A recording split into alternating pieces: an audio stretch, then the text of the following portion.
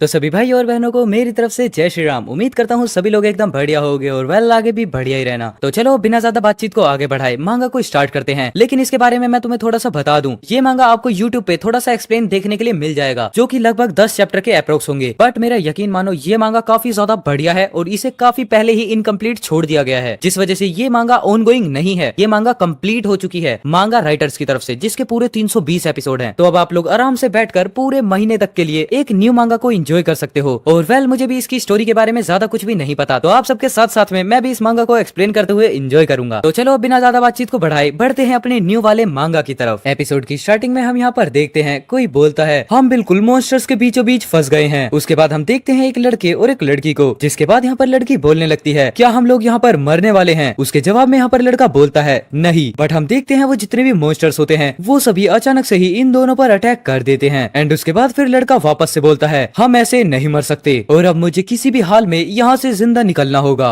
And well उसके बाद यहाँ पर अपना सारा सीन प्रेजेंट में आ जाता है, जहाँ पर हमें एक सिटी का प्रिजन दिखाया जाता है, मतलब जेल। और हम देखते हैं उसमें से एक लड़का किसी से बात करता है डैड मैं अब 18 साल का हो गया हूँ और अब मैं अडल्ट हूँ, और एक बार आपने कहा था कि जब मैं अडल्ट हो जाऊंगा तब मुझे सारे सच के बारे में पता चल जाएगा। और वो एक मॉन्स्टर वेव जिसने सालों पहले पूरे के पूरे शहर को ही तबाह कर दिया था, उसके बारे में अब आपको मुझे सच बताने का टाइम आ गया है। एंड हम देखते हैं ये लड़का अपना एमसी है, मतलब अपना मेन प्रोटैगनिस्ट। और उसके बाद फिर ये अपने डैड से बोलता है डैड अब टाइम आ गया है कि मैं आपके नाम को साफ कर दूं। और हम देखते हैं वो जो सामने प्रिजन में बैठा होता है वो कोई और नहीं बल्कि अपने एमसी के फादर होते हैं। एंड उसके बाद फिर अपना सीन शिफ्ट होता है पूरे 8 साल पहले, जहाँ पर कोई बताता है सिटी में 8 साल पहले ऐसे मॉन्स्टर्स की वेव आई थी जो कि बहुत ही ज्यादा खतरनाक थी और इसे चाइना की हिस्ट्री की सबसे बड़ी तबाही माना गया है। उसके बाद हम यहाँ पर देखते हैं जहाँ पर आसमान में काफी सारे मॉन्स्टर्स उड़ रहे होते हैं और साथ ही साथ हर जगह सिटी में चारों तरफ आग ही आग लगी होती है। उसके बाद फिर यहाँ पर अपना एमसी वापस से बताता है मेरे फादर जुओ हुई वो अकेले पर्सन थे जो वहाँ पे सरवाइव कर पाए थे। एंड उसके बाद फिर यहाँ पर ये ब्लेम लगा दिया गया कि मॉन्स्टर्स की वेव के बाद जुओ हंटर सिटी छोड़कर भाग गया था, मतलब वो अपनी ड्यूटी छोड़कर चला गया और इस घिनौने क्राइम के लिए उन्हें देशद्रोही घोषित कर दिया गया। और इन्होंने देश के लिए पहले जितने भी अच्छे काम किए थे उनको देखकर इन्हें 10 साल की ही सजा सुनाई गई और इन्हें फांसी की सजा नहीं दी गई। उसके बाद पिछले 8 साल से गद्दार का बेटा सुनता हुआ आ रहा हूँ, मुझे मेरे स्कूल से भी निकाल दिया गया और उन्होंने फिर बोला कि हमारा स्कूल गद्दार के बेटे को पढ़ाने की जिम्मेदारी बिल्कुल भी नहीं लेगा। जिसके बाद फिर मैंने नौकरी ढूंढना शुरू किया, लेकिन जितने भी ओनर्स थे उन्होंने मुझसे एक बात बोली अगर तुम यहाँ पर काम करोगे तो हम अपना धंधा कैसे चलाएंगे। तुम्हें लगता है कि तुम्हारी शक्ल देखकर ग्राहक हमारी दुकान पर भी आएंगे। और यहाँ तक कि ब्लड डोनेट करते हुए भी डॉक्टर मुझसे बोलते हैं गद्दार के बेटे का खून, इसकी जिम्मेदारी तो हमें लेनी पड़ेगी, ये कभी नहीं हो सकता। एंड हम यहाँ पर देखते हैं अपना मेन प्रोटैगनिस्ट ये सब कुछ बातें अपने फादर को बता रहा होता है। जिसके बाद फिर वो वापस से बोलता है क्योंकि मुझे यहाँ पर अपने फादर पर लगे हुए इस इनजस्टिस को क्लियर करना है। लेकिन हम देखते हैं उसके फादर सिर्फ एक वर्ड बोलते हैं ज़ोफान। उस समय जो मेरे साथ हुआ था उसके बारे में कहने को मेरे पास ज्यादा कुछ भी नहीं है और सब कुछ साफ साफ तय हो चुका है और साथ ही साथ मैंने अपना क्राइम भी मान लिया है, तो अब तुम जा सकते हो। और मेरी बात मानो, सिटी जेड छोड़ दो, अपना नाम बदलो, फिर उसके बाद अपनी पहचान बदलो ताकि तुम एक बेटर लाइफ जी सको। और हम यहाँ पर देखते हैं जुओ ये सब कुछ काफी ज्यादा गौर से सुन रहा होता है। उसके बाद यहाँ पर जुओ के फादर वापस से बोलते हैं तुम लोगों को बस ऐसा प्रिटेंड करो कि तुम्हारा मेरे जैसा कोई फादर था ही नहीं, क्योंकि देश से गद्दारी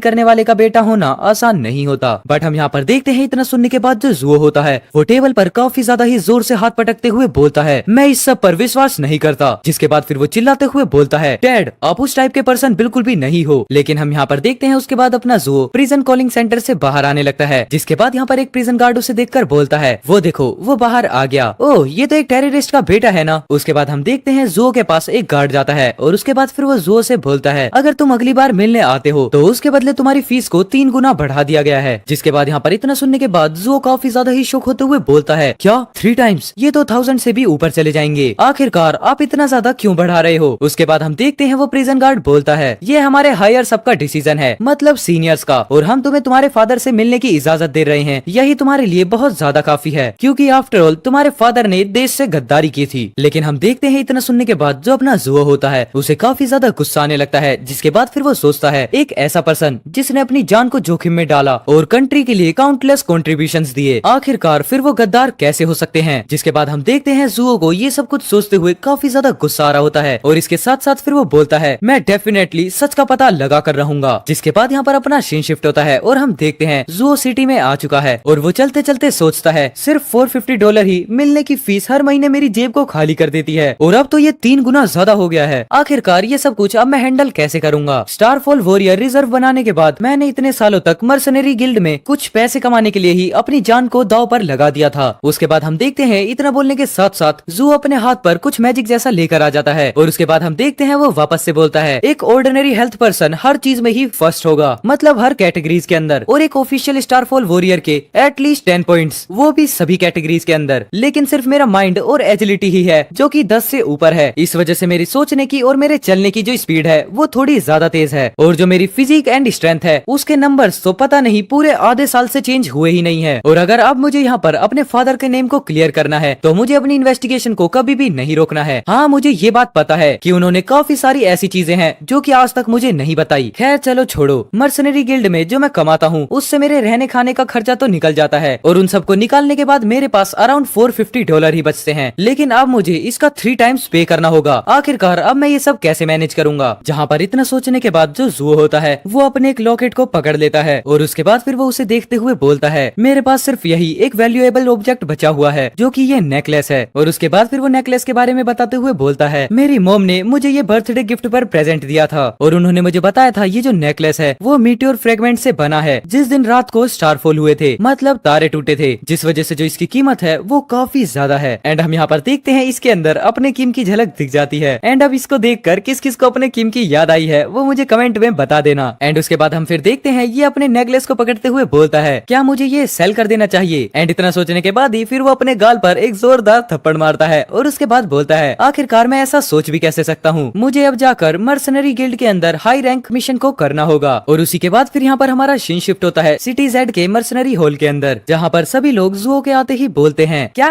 ये कचरा फिर से यहाँ आ गया, ये 3 साल से अवेकंड है और अभी भी सबसे ज्यादा कमजोर। ये तो बिल्कुल स्टारफॉल वॉरियर्स का रिवर्स है और अभी भी काफी ज्यादा कमजोर स्टारफॉल वॉरियर रिजर्व के अंदर। जिसके बाद फिर कोई और बोलता है मुझे ऐसा लगता है कि अपनी पूरी जिंदगी में सिर्फ इतना ही कर पाएगा। एंड उसके बाद फिर कोई और बोलता है आखिरकार देश से गद्दारी करने का नतीजा तो यही होना था। और इन सब की बातें सुनने के बाद जुओ मन में सोचने लगता है यहाँ के लोग आज भी इतना ज्यादा ही शोर करते हैं। एंड उसके बाद हम यहाँ पर देखते हैं एक मोटे से पर्सन को जिसे कोई अंकल फैटी करके बुलाता है। एंड हम यहाँ पर देखते हैं ये कोई और नहीं बल्कि जुओ होता है। जिसके बाद फिर वो आते ही बोलता है क्या आप मेरे लिए कुछ ठीक ठाक से ई रैंक मिशन ढूंढ सकते हैं। लेकिन हम देखते हैं इतना सुनने की वजह से वो बूढ़ा काफी ज्यादा ही गुस्से में आ जाता है और उसके बाद फिर वो आते ही जुओ के सर पे एक जोरदार रख के देता है। एंड फिर वो चिल्लाते हुए बोलता है बदतमीज, मैंने तुम्हें कितनी बार कहा है कि मुझे अंकल गाओ कहो। हाँ, इनका नाम अंकल गाओ है और क्या तुम मुझे यहाँ पर मर्सनरी गिल्ड से बाहर निकलवाना चाहते हो। इसके बाद फिर वो बोलते हैं ई रैंक मिशन, वो भी तुम्हारी करंट स्ट्रेंथ को देखकर। ओह, तो इसका मतलब ई रैंक मॉन्स्टर्स के डंजन में जाना बेसिकली सुसाइड होगा। और हम देखते हैं इतना बोलने के साथ साथ यहाँ पर अंकल गाओ अपने सिगार को जलाने लगते हैं। इवन तुम्हें एफ रैंक की डंजन्स में जाने के लिए भी एक ऑफिशियल स्टारफॉल वॉरियर को लेकर जाना पड़ता है खुद की प्रोटेक्शन के लिए। और वैसे भी तुम सच में काफी ज्यादा ही लकी हो कि तुम इतने लॉन्ग टाइम से सरवाइव करते हुए आ रहे हो। यहाँ तक कि अगर मैं बोलूँ तो तुम एक एफ रैंक की डंजन्स के अंदर भी बलि के बकरे ही हो। जिसके बाद फिर वो वापस से कंटिन्यू करते हुए बोलते हैं तुम यहाँ पर सिर्फ एक स्टारफॉल वॉरियर रिजर्व हो, तो इसका मतलब ये है कि तुम एक ई रैंक के मॉन्स्टर डंजन के अंदर भी सरवाइव नहीं कर पाओगे। जितना सुनने के बाद फिर यहाँ पर अपना जुओ बोलता है मुझे ये सब कुछ पता है अंकल गाओ, लेकिन आखिरकार मेरे पास और कोई चॉइस नहीं है। एंड उसके बाद हम यहाँ पर देखते हैं जो अंकल गाओ होते हैं वो थोड़ा सोचते हैं। जिसके बाद फिर वो वापस से बोलते हैं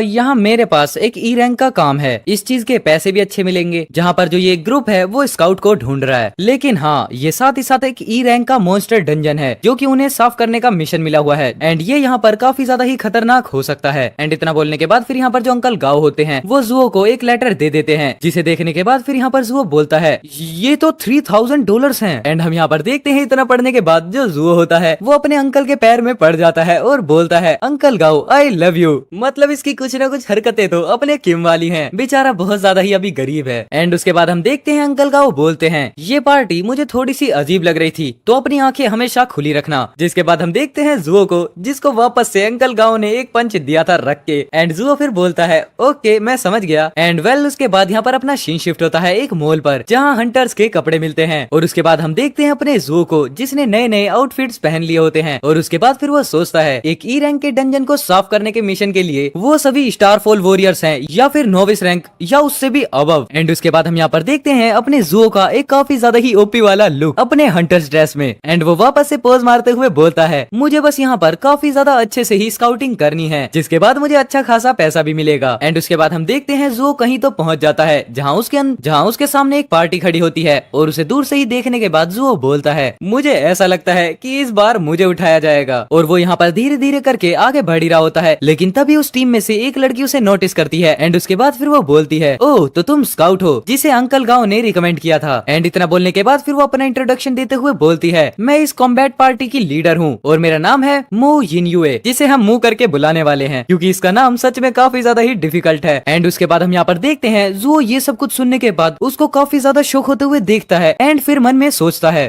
इसके वेपन्स और इक्विपमेंट्स को देखकर ऐसा लगता है कि एक लेडी है और साथ ही साथ इंटरमीडिएट रैंक स्टारफॉल की वॉरियर। सो वेल एपिसोड की स्टार्टिंग में हम यहाँ पर देखते हैं अपना एमसी सामने उस लड़की को देखकर बोलता है मॉन्स्टर एसेंस स्कोर, मतलब कि इसके पास स्टारफॉलन का आउटफिट है और अगर मुझे ठीक से याद है तो सिर्फ इंटरमीडिएट स्टारफॉलन वॉरियर ही स्टारफॉलन आउटफिट का इस्तेमाल कर सकते हैं। उसके बाद हम यहाँ पर देखते हैं अपना फ्रांसिस बताने लगता है हाँ इसका नाम फ्रांसिस है, अलग अलग वेबसाइट्स पर अपने मांगा के एक्टर्स का नाम अलग होता है, तो अब हम जिस हिसाब से अपनी मांगा को कंटिन्यू करेंगे उसमें इसका नाम फ्रांसिस है और इसमें करेंसी भी डॉलर में नहीं बल्कि इंडियन करेंसी में ही दिखाई जाएगी। चलो अब कंफ्यूजन को दूर करते हुए वापस से बढ़ते हैं अपने मांगा पर। उसके बाद हम यहाँ पर देखते हैं फ्रांसिस बताता है मॉन्स्टर एसेंस स्कोर, मैंने जहाँ तक सुना है शायद से हजारों मॉन्स्टर मिला के एक मॉन्स्टर एसेंस स्कोर बनता है और उसी की वजह से ये सच में काफी ज्यादा कीमती भी होता है। उसके बाद फिर यहाँ पर फ्रांसिस आउटफिट के बारे में बताता है जिसके बारे में वो बताते हुए बोलता है स्टारफॉलन आउटफिट ये एक तरीके के वेपन्स होते हैं जो कि मॉन्स्टर एसेंस स्कोर से ही बनते हैं और इनकी वजह से फिर स्टारफॉलन वॉरियर्स की ताकत बहुत ज्यादा बढ़ जाती है। एंड इतना बोलने के बाद फिर यहाँ पर वो उस लड़की को देखते हुए बोलता है इंटरमीडिएट स्टारफॉलन वॉरियर के लिए 4 एबिलिटी का स्कोर कम से कम 40 होना ही चाहिए और यहाँ पर देखने पर ये जो लेडी है ये सेम मेरे ही एज की लग रही है। एंड हम यहाँ पर देखते हैं इतना सोचने के साथ साथ फ्रांसिस काफी ज्यादा शुक होते हुए उस लड़की को देखने लगता है जो कि धीरे धीरे करके अपने फ्रांसिस की तरफ ही बढ़ रही होती है और उसके बाद फिर वो सोचता है इसके और मेरे बीच में सच में काफी ज्यादा ही गैप है अभी और मुझे नहीं पता कि मैं कब तक उसके लेवल पर पहुंच पाऊंगा। एंड इतना सोचने के बाद फिर यहाँ पर अपना फ्रांसिस सामने उस लड़की को इंट्रोडक्शन देते हुए बोलता है मैं एक मर्सनरी हूँ जो कि मिस्टर ओन ने रिकमेंड किया था। एंड हम देखते हैं इतना बोलने के बाद फ्रांसिस अपना हाथ आगे बढ़ाते हुए बोलता है मेरा नाम फ्रांसिस है हॉलेट। एंड वो डरते डरते मन में ये भी सोच रहा होता है मुझे उम्मीद है कि वो मेरे फादर के बारे में नहीं सोचेगी और वो यहाँ पर कोई भी ट्रबल भी नहीं करेगी। उसके बाद हम देखते हैं ये दोनों हाथ मिलाने ही वाले होते हैं लेकिन तभी एक पर्सन आ जाता है और वो हॉलेट को साइड में करते हुए बोलता है नाइस टू मीट यू। और उसके बाद फिर वो बोलता है क्या तुम वो कैनन फोल्डर हो जिसे मर्सनरी गिल्ड ने यहाँ भेजा है। एंड हम देखते हैं उसके बाद यहाँ पर फ्रांसिस सोचने लगता है क्या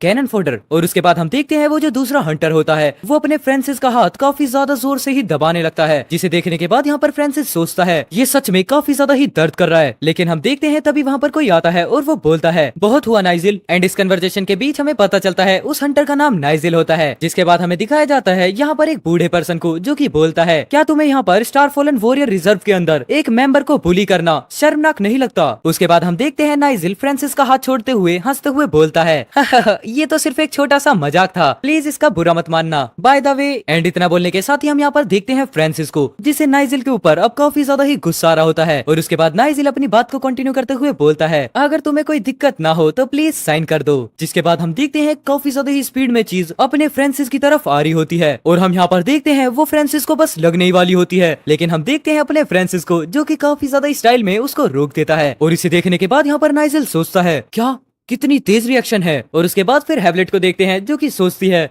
काफी ज्यादा बढ़िया है। और उसके बाद हम उसी ओल्ड पर्सन को देखते हैं जो कि वो भी बोलता है सच में ये स्काउट के लिए काफी ज्यादा ही बढ़िया है। लेकिन फिर हम यहाँ पर देखते हैं जो अपना फ्रांसिस होता है उसका थोड़ा सा पोपट हो जाता है क्योंकि वो जो चीज थी जो फ्रांसिस के पास काफी ज्यादा स्पीड में आ रही थी वो एक कागज होता है जिसके ऊपर अपने फ्रांसिस को साइन करना होता है। लेकिन उसी के साथ यहाँ पर फ्रांसिस सोचता है क्या सच में एक स्टारफॉलन वॉरियर का जूनियर ऐसा कुछ कर सकता है, मतलब की जूनियर स्टारफॉलन वॉरियर्स एक्सटर्नल ऑब्जेक्ट्स के अंदर कुछ एनर्जी डालकर उन्हें थोड़ी देर के लिए एकदम सॉलिड बना सकते हैं। और हम देखते हैं ये सब कुछ सोचते हुए अपने फ्रांसिस को काफी ज्यादा ही पसीने आने लगते हैं। जिसके बाद फिर यहाँ पर हैवलेट बोलती है उसके अंदर स्काउट बनने का पोटेंशियल तो है, इसका मतलब मिस्टर ओन ने हमसे झूठ नहीं बोला था। और इतना सोचने के बाद फिर यहाँ पर हैवलेट पीछे पलट कर जाते हुए बोलती है मिस्टर मूरे यहाँ से अब आप इंचार्ज होगे। और हमें यहाँ पर पता चलता है उस ओल्ड पर्सन का नाम मूरे होता है। जिसके बाद फिर यहाँ पर मूरे बोलता है हंटिंग के रेगुलेशंस के अकॉर्डिंग स्टारफॉलन वॉरियर रिजर्व का मेंबर पर ई लेवल मॉन्स्टर्स के डंजन्स के अंदर हंटिंग नहीं कर सकता। तो अब तुम यहाँ पर एग्रीमेंट को देख लो और अगर कोई दिक्कत ना हो तो इसे साइन भी कर दो।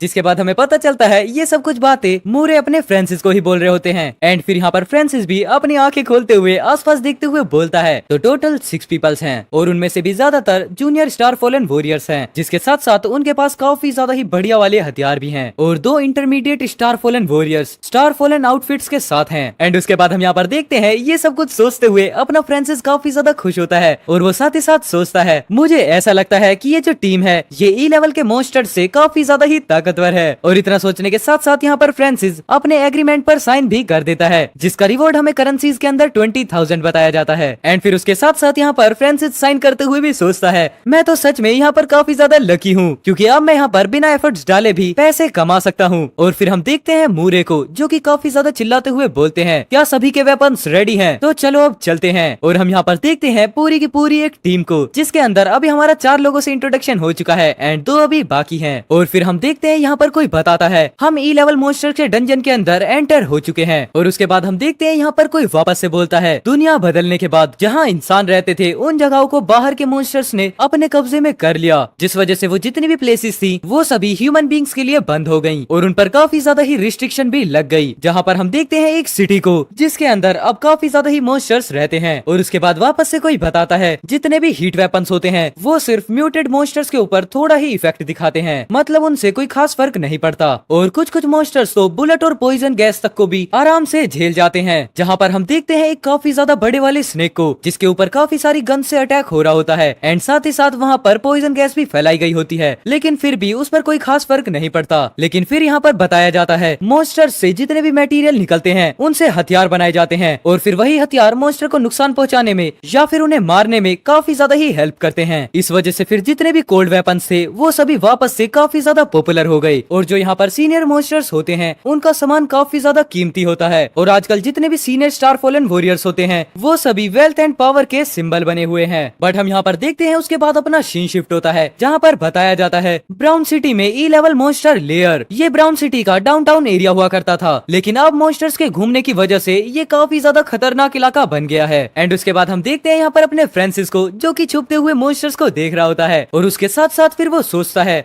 ये जो काफी ज्यादा अजीब सी साउंड है ये यही मॉन्स्टर कर रहा है। और हम देखते हैं सामने एक मॉन्स्टर्स के पूरे ग्रुप को, जहाँ पर अपना फ्रांसिस बताता है ये है फिश लिजार्ड, जो कि एक तरीके से ई लेवल मॉन्स्टर है और ये एक तरीके के म्यूटेड मॉन्स्टर है, जिसके ऊपर काफी ज्यादा ही मोटी चमड़ी का एक आर्मर होता है जो कि इसे एक तरीके से अमर बनाने का काम करता है। और जो इसके ये दांत हैं ये एक मेटल प्लेट को भी चीर सकते हैं। लेकिन हम देखते हैं उस फिश लिजार्ड को, जिसे अचानक से ही कुछ सेंस होता है और हम यहाँ पर देखते हैं जो अपना फ्रांसिस होता है वो अपने एरो एंड बो को लेकर उस पर अटैक कर देता है, जो कि सच में देखने पर काफी ज्यादा पावरफुल होता है। एंड उसके बाद हम देखते हैं वो जो अटैक होता है वो सीधा फिश लिजार्ड के सामने आ जाता है एंड हाँ वो लग भी जाता है। लेकिन उससे पहले ही जो वो फिश लिजार्ड होती है वो अपनी आंख को बंद कर देती है, जिसकी वजह से वो जो एरो थी वो अचानक से ही डिफ्लेक्ट हो जाती है, जिसे देखने के बाद यहाँ पर फ्रांसिस बोलता है ये क्या, ये तो बाउंस हो गई। बट अब जो फिश लिजार्ड थी उसने अपने फ्रांसिस को देख लिया था, जिसकी वजह से वो काफी ज्यादा जोर से चिल्लाती है और सीधा अपने फ्रांसिस के ऊपर अटैक करने के लिए काफी स्पीड में भागने लगती है। और हम यहाँ पर देखते हैं अपने फ्रांसिस को, जो कि भागते हुए बोलता है मैं मॉन्स्टर्स को अपनी तरफ अट्रैक्ट करने में एकदम सक्सेड हो चुका हूँ। और उसके बाद इतना बोलने के बाद फ्रांसिस पीछे पलट कर देखता है और बोलता है लेकिन आखिरकार इन ई लेवल मॉन्स्टर्स की स्पीड प्रोवाइडेड इन्फॉर्मेशन से इतनी ज्यादा फास्ट कैसे हो सकती है। एंड हम यहाँ पर देखते हैं इतना बोलने के साथ साथ फ्रांसिस की हालत काफी ज्यादा खराब हो चुकी होती है और उसे काफी ज्यादा पसीने भी आने स्टार्ट हो जाते हैं। तो एपिसोड की स्टार्टिंग में हमें यहाँ पर एक बिल्डिंग का सीन दिखाया जाता है, जहाँ पर जो अपना फ्रांसिस होता है वो लिजार्ड मॉन्स्टर से बचकर भाग रहा होता है, जिसके साथ साथ फिर वो यहाँ पर बताता है ये जो यहाँ पर फिश लिजार्ड्स हैं इनकी स्किन्स काफी ज्यादा ही थिक लेयर से कवर्ड होती है, जो कि इनके लिए एक आर्मर का काम करती है और इन्हें अमर भी बना देती है। जिसके बाद हम देखते हैं वो पीछे पलटते हुए सोचता है एंड जो इनके शार्प दांत हैं वो तो लोहे की प्लेट तक को भी चीर सकते हैं और साथ ही साथ जो इसके पंजे हैं वो जमीन और पानी दोनों पर ही चल सकते हैं, जिस वजह से ये सच में काफी ज्यादा तेज भाग सकते हैं। और जो यहाँ पर स्टारफॉल वॉरियर्स रिजर्व के जो सदस्य हैं, अगर उनको इन मॉन्स्टर्स के बारे में कुछ भी नहीं पता होगा या फिर वो यहाँ के माहौल से बिल्कुल अनजान होंगे तो उनका यहाँ से जिंदा वापस बच पाना काफी ज्यादा ही मुश्किल है। लेकिन हम उसके बाद देखते हैं वो जो फिश लिजार्ड होती है वो अपने फ्रांसिस के ऊपर अपनी जीभ से काफी ज्यादा पावरफुल अटैक कर देती है, जिसे देखने के बाद फिर यहाँ पर अपना फ्रांसिस चिल्लाते हुए बोलता है लेकिन हर मॉन्स्टर की कोई ना कोई वीक स्पॉट तो होता ही है। एंड हम देखते हैं उस जीभ को, जहाँ पर उसने एक दीवार को काफी ज्यादा ही पावरफुल अटैक के साथ तोड़ दिया होता है।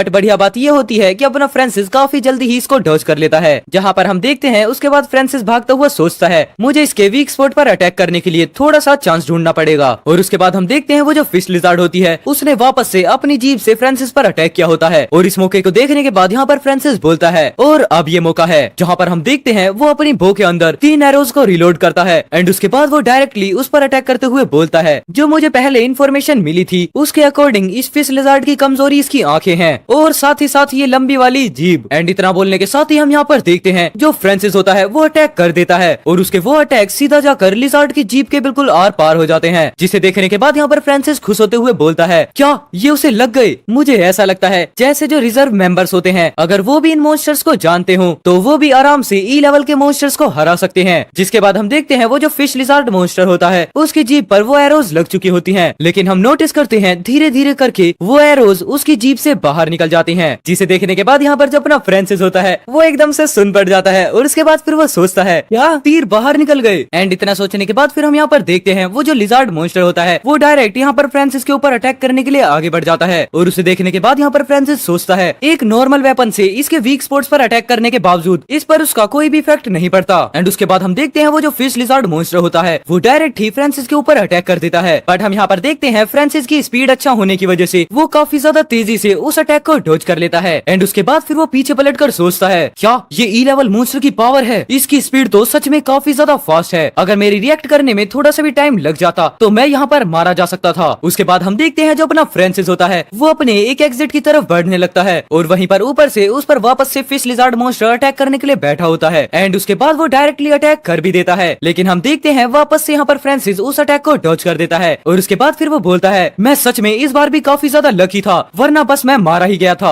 और हम देखते हैं उसके बाद जो अपना फ्रांसिस है वो उस छोटी सी दीवार को पार कर देता है। एंड उसके बाद फिर वो बोलता है यहाँ पर जितने भी नॉर्मल एरोज होते हैं वो सिर्फ मॉन्स्टर को अट्रैक्ट कर सकते हैं, उन्हें हार्म बिल्कुल भी नहीं कर सकते। एंड इतना बोलने के साथ साथ यहाँ पर फ्रांसिस काफी ज्यादा स्पीड में अभी भी भाग रहा होता है, जिसके बाद फिर वो वापस से बोलता है अगर मेरे पास ई लेवल के मॉन्स्टर्स के मटेरियल से बने हुए एरोज होते तो मैं अकेले ही जितने भी ये लो लेवल मॉन्स्टर्स हैं इनको इजीली हंट कर पाता, पर क्या सच में मैं इतने पैसे बर्बाद कर सकता हूँ। और हम देखते हैं अभी भी अपने फ्रांसिस को जो कि बेचारा अपनी जान बचाकर काफी देर से भाग ही रहा है, लेकिन अब उसके सामने आती है मेन एग्जिट, जहाँ पर हम देखते हैं अब और भी ज्यादा फिश लिजार्ड मॉन्स्टर फ्रांसिस के पीछे लग चुके होते हैं। उसके बाद हम देखते हैं उस एग्जिट के पीछे खड़ी होती है अपनी पूरी की पूरी टीम, जहाँ पर जो अपना फ्रांसिस है अभी भी भागते हुए चिल्लाते हुए बोलता है फिश लिजार्ड्स आ रहे हैं। और यहाँ पर इतना सुनने के बाद जो मूरे होते हैं वो सभी को कमांड देते हुए बोलते हैं सभी लोग रेडी हो जाओ। और उसके बाद यहाँ पर एंट्री होती है फिश लिजार्ड मॉन्स्टर की, जो कि उस दीवार को तोड़ते हुए काफी ज्यादा स्पीड में अभी भी भाग रहा होता है, लेकिन हम देखते हैं जो मूरे होते हैं वो अपने शील्ड को बिल्कुल एग्जिट डोर के पास ही रखते हैं, जिस वजह से वो जो फिश लिजार्ड होती है वो डायरेक्ट आकर मूरे की शील्ड से टकराती है। एंड फिर यहाँ पर सही मौके का फायदा देखते हुए जो मूरे होते हैं वो अपनी स्वॉर्ड को तैयार करते हुए फिश लिजार्ड मॉन्स्टर को मारने वाले होते हैं, लेकिन उसके बाद हमें यहाँ पर उनका पूरा इंट्रोडक्शन दिया जाता है, जैसे कि इनका नाम है हरमन मूरे और ये 35 इयर्स के हैं और ये एक इंटरमीडिएट स्टार फॉलन वॉरियर हैं। एंड उसके बाद हम देखते हैं यहाँ पर कोई और नहीं बल्कि हेवलेट अपनी स्वॉर्ड से उस मॉन्स्टर को मार देती है, जिसके बाद हमें उसका भी पूरा इंट्रोडक्शन दिया जाता है, जैसे कि इसका नाम होता है युवोने मूरे एंड ये 18 साल की है और ये भी एक इंटरमीडिएट स्टार फॉलन वॉरियर है। उसके बाद हम देखते हैं यहाँ पर काफी ज्यादा ही खतरनाक वाले स्टंट्स, जहाँ पर जो हेवलेट है उसने एक ही अटैक के अंदर उस फिश लिजार्ड मॉन्स्टर को घायल कर दिया होता है। एंड हम देखते हैं इतना देखने के बाद अपना जो फ्रांसिस होता है वो काफी ज्यादा ही स्माइल करते हुए सोचता है हाँ ये टीम काफी ज्यादा ही इम्प्रेसिव है, और उसी के साथ साथ फिर वो बोलता है सच में ये टास्क तो काफी ज्यादा ही इजी था। एंड उसके बाद हम यहाँ पर देखते हैं हेवलेट को, जो कि उसके बाद एक फाइनल स्लाइस के साथ उस फिश लिजार्ड मॉन्स्टर को बिल्कुल बीच से 2 टुकड़ों में बांट देती है। और हम यहाँ पर देखते हैं इतना देखने के बाद जो नाइजेल होता है वो बोलता है मिस मूरे आप तो सच में काफी ज्यादा ही बढ़िया हैं। जिसके बाद हम देखते हैं उस फिश लिजार्ड मॉन्स्टर को जो कि अब मर चुका है। एंड उसके बाद हम देखते हैं वापस से उस फिश लिजार्ड मॉन्स्टर को जो कि शेक करना वापस से स्टार्ट हो जाता है एंड अपने आधे शरीर के साथ ही वो वापस से इन पर अटैक कर देता है। और यहाँ पर इस चीज को देखने के बाद जो नाइजेल होता है वो घबराते हुए बोलता है क्या ई लेवल मॉन्स्टर वापस से जिंदा हो गया। जिसके बाद हम देखते हैं यहाँ पर फ्रंट लाइन के अंदर नाइजेल और अपना फ्रांसिस खड़ा होता है और यहाँ पर इसको अपनी तरफ आते हुए देख नाइजेल काफी ज्यादा ही घबराते हुए बोलता है ये काफी ज्यादा खतरनाक है, जल्दी यहाँ से हट जाओ। बट हम देखते हैं इतना बोलने के साथ ही जो नाइजेल होता है वो अपने फ्रांसिस को आगे की तरफ धक्का दे देता है और उसके साथ साथ वो बोलता है कैनन फोडर अब तुम्हारी बारी आ चुकी है। एंड हम यहाँ पर देखते हैं जो अपना फ्रांसिस होता है वो बिल्कुल फिश लिजार्ड मॉन्स्टर के मुंह के एकदम सामने आ जाता है, लेकिन तभी वो अपनी स्पीड का यूज करते हुए अचानक से ही उससे दूर हो जाता है और उसी के साथ साथ साथ वो अपने हाथ पे लगे हुए उन वेपन्स को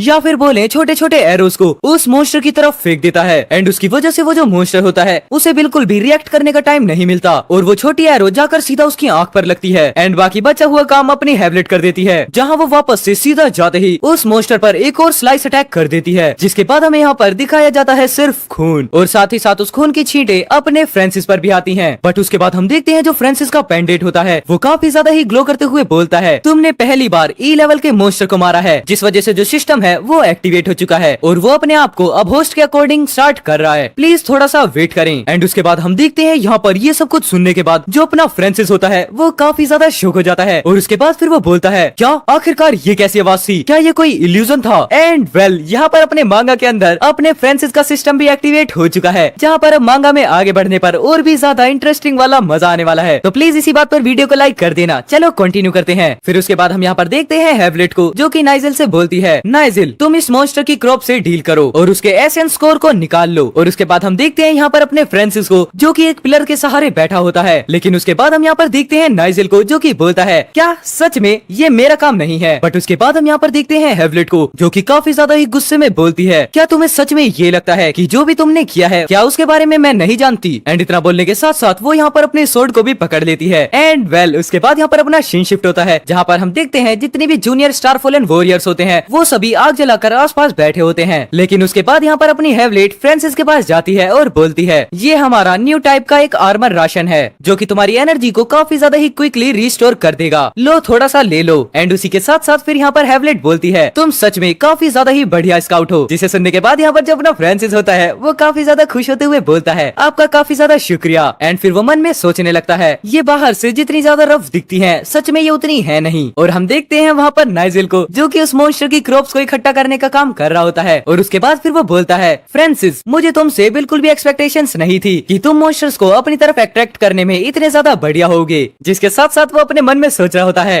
डैम इट, इसने तो मुझे बेवकूफ बना दिया। एंड उसके बाद फिर वो वापस से कंटिन्यू करते हुए बोलता है, लेकिन अनफॉर्चुनेटली मुझे ऐसा लगता है तुम्हारी करंट सिचुएशन को देखते हुए तुम अपनी पूरी लाइफ के अंदर एक इंटरमीडिएट स्टारफॉलन वॉरियर शायद मुश्किल ही बन पाओ। और अगर तुम फिर भी पैसा कमाना चाहते हो तो तुम्हें हमेशा कैनन फोल्डर ही बनना होगा, जिसकी वजह से तुम दूसरी टीम से भी जुड़ सकते हो। वेल एक बारी मैं यहाँ पर क्लियर करते हुए बता दूं, जो कैनन फोल्डर का मतलब है वो है चारा, मतलब कि मॉन्स्टर्स का चारा। लेकिन हम देखते हैं इतना सुनने के बाद जो हैवलेट होती है उसे ये सब कुछ बिल्कुल भी अच्छा नहीं लगता और फिर उसके बाद वो नाइजेल से बोलती है, नाइजेल चुप कर जाओ। जिसके बाद फिर यहाँ पर नाइजेल बोलता है, मुझे माफ करना, मैं तो बस यहाँ पर सच ही बता रहा था। और उसके बाद हम देखते हैं यहाँ पर जितने भी मेंबर्स होते हैं वो सभी भी इस बात पर हंसने लगते हैं। बट उसके बाद फिर यहाँ पर जो मूरे होते हैं वो अपने फ्रांसिस के पास जाते हैं एंड उसके बाद फिर वो बोलते हैं, तुम इस चीज का बिल्कुल भी बुरा मत मानना, नाइजेल बस यहाँ पर मजाक कर रहा है। लेकिन हम यहाँ पर देखते हैं जो अपना फ्रांसिस होता है वो अपने मन में सोचने लगता है, यहाँ पर इतने दयालु बनने की कोशिश मत करो, मुझे अच्छे तरीके से पता है कि नाइजेल ने उस फाइट के अंदर आखिरकार क्या किया था। एंड वेल इसके साथ यहाँ पर अपना सीन शिफ्ट होता है, जहाँ पर अभी के टाइम पर रात हो चुकी होती है और हम देखते हैं कोई चलते हुए आता है, जिसे देखने के बाद यहाँ पर अपना फ्रांसिस बोलता है, मिस मुरे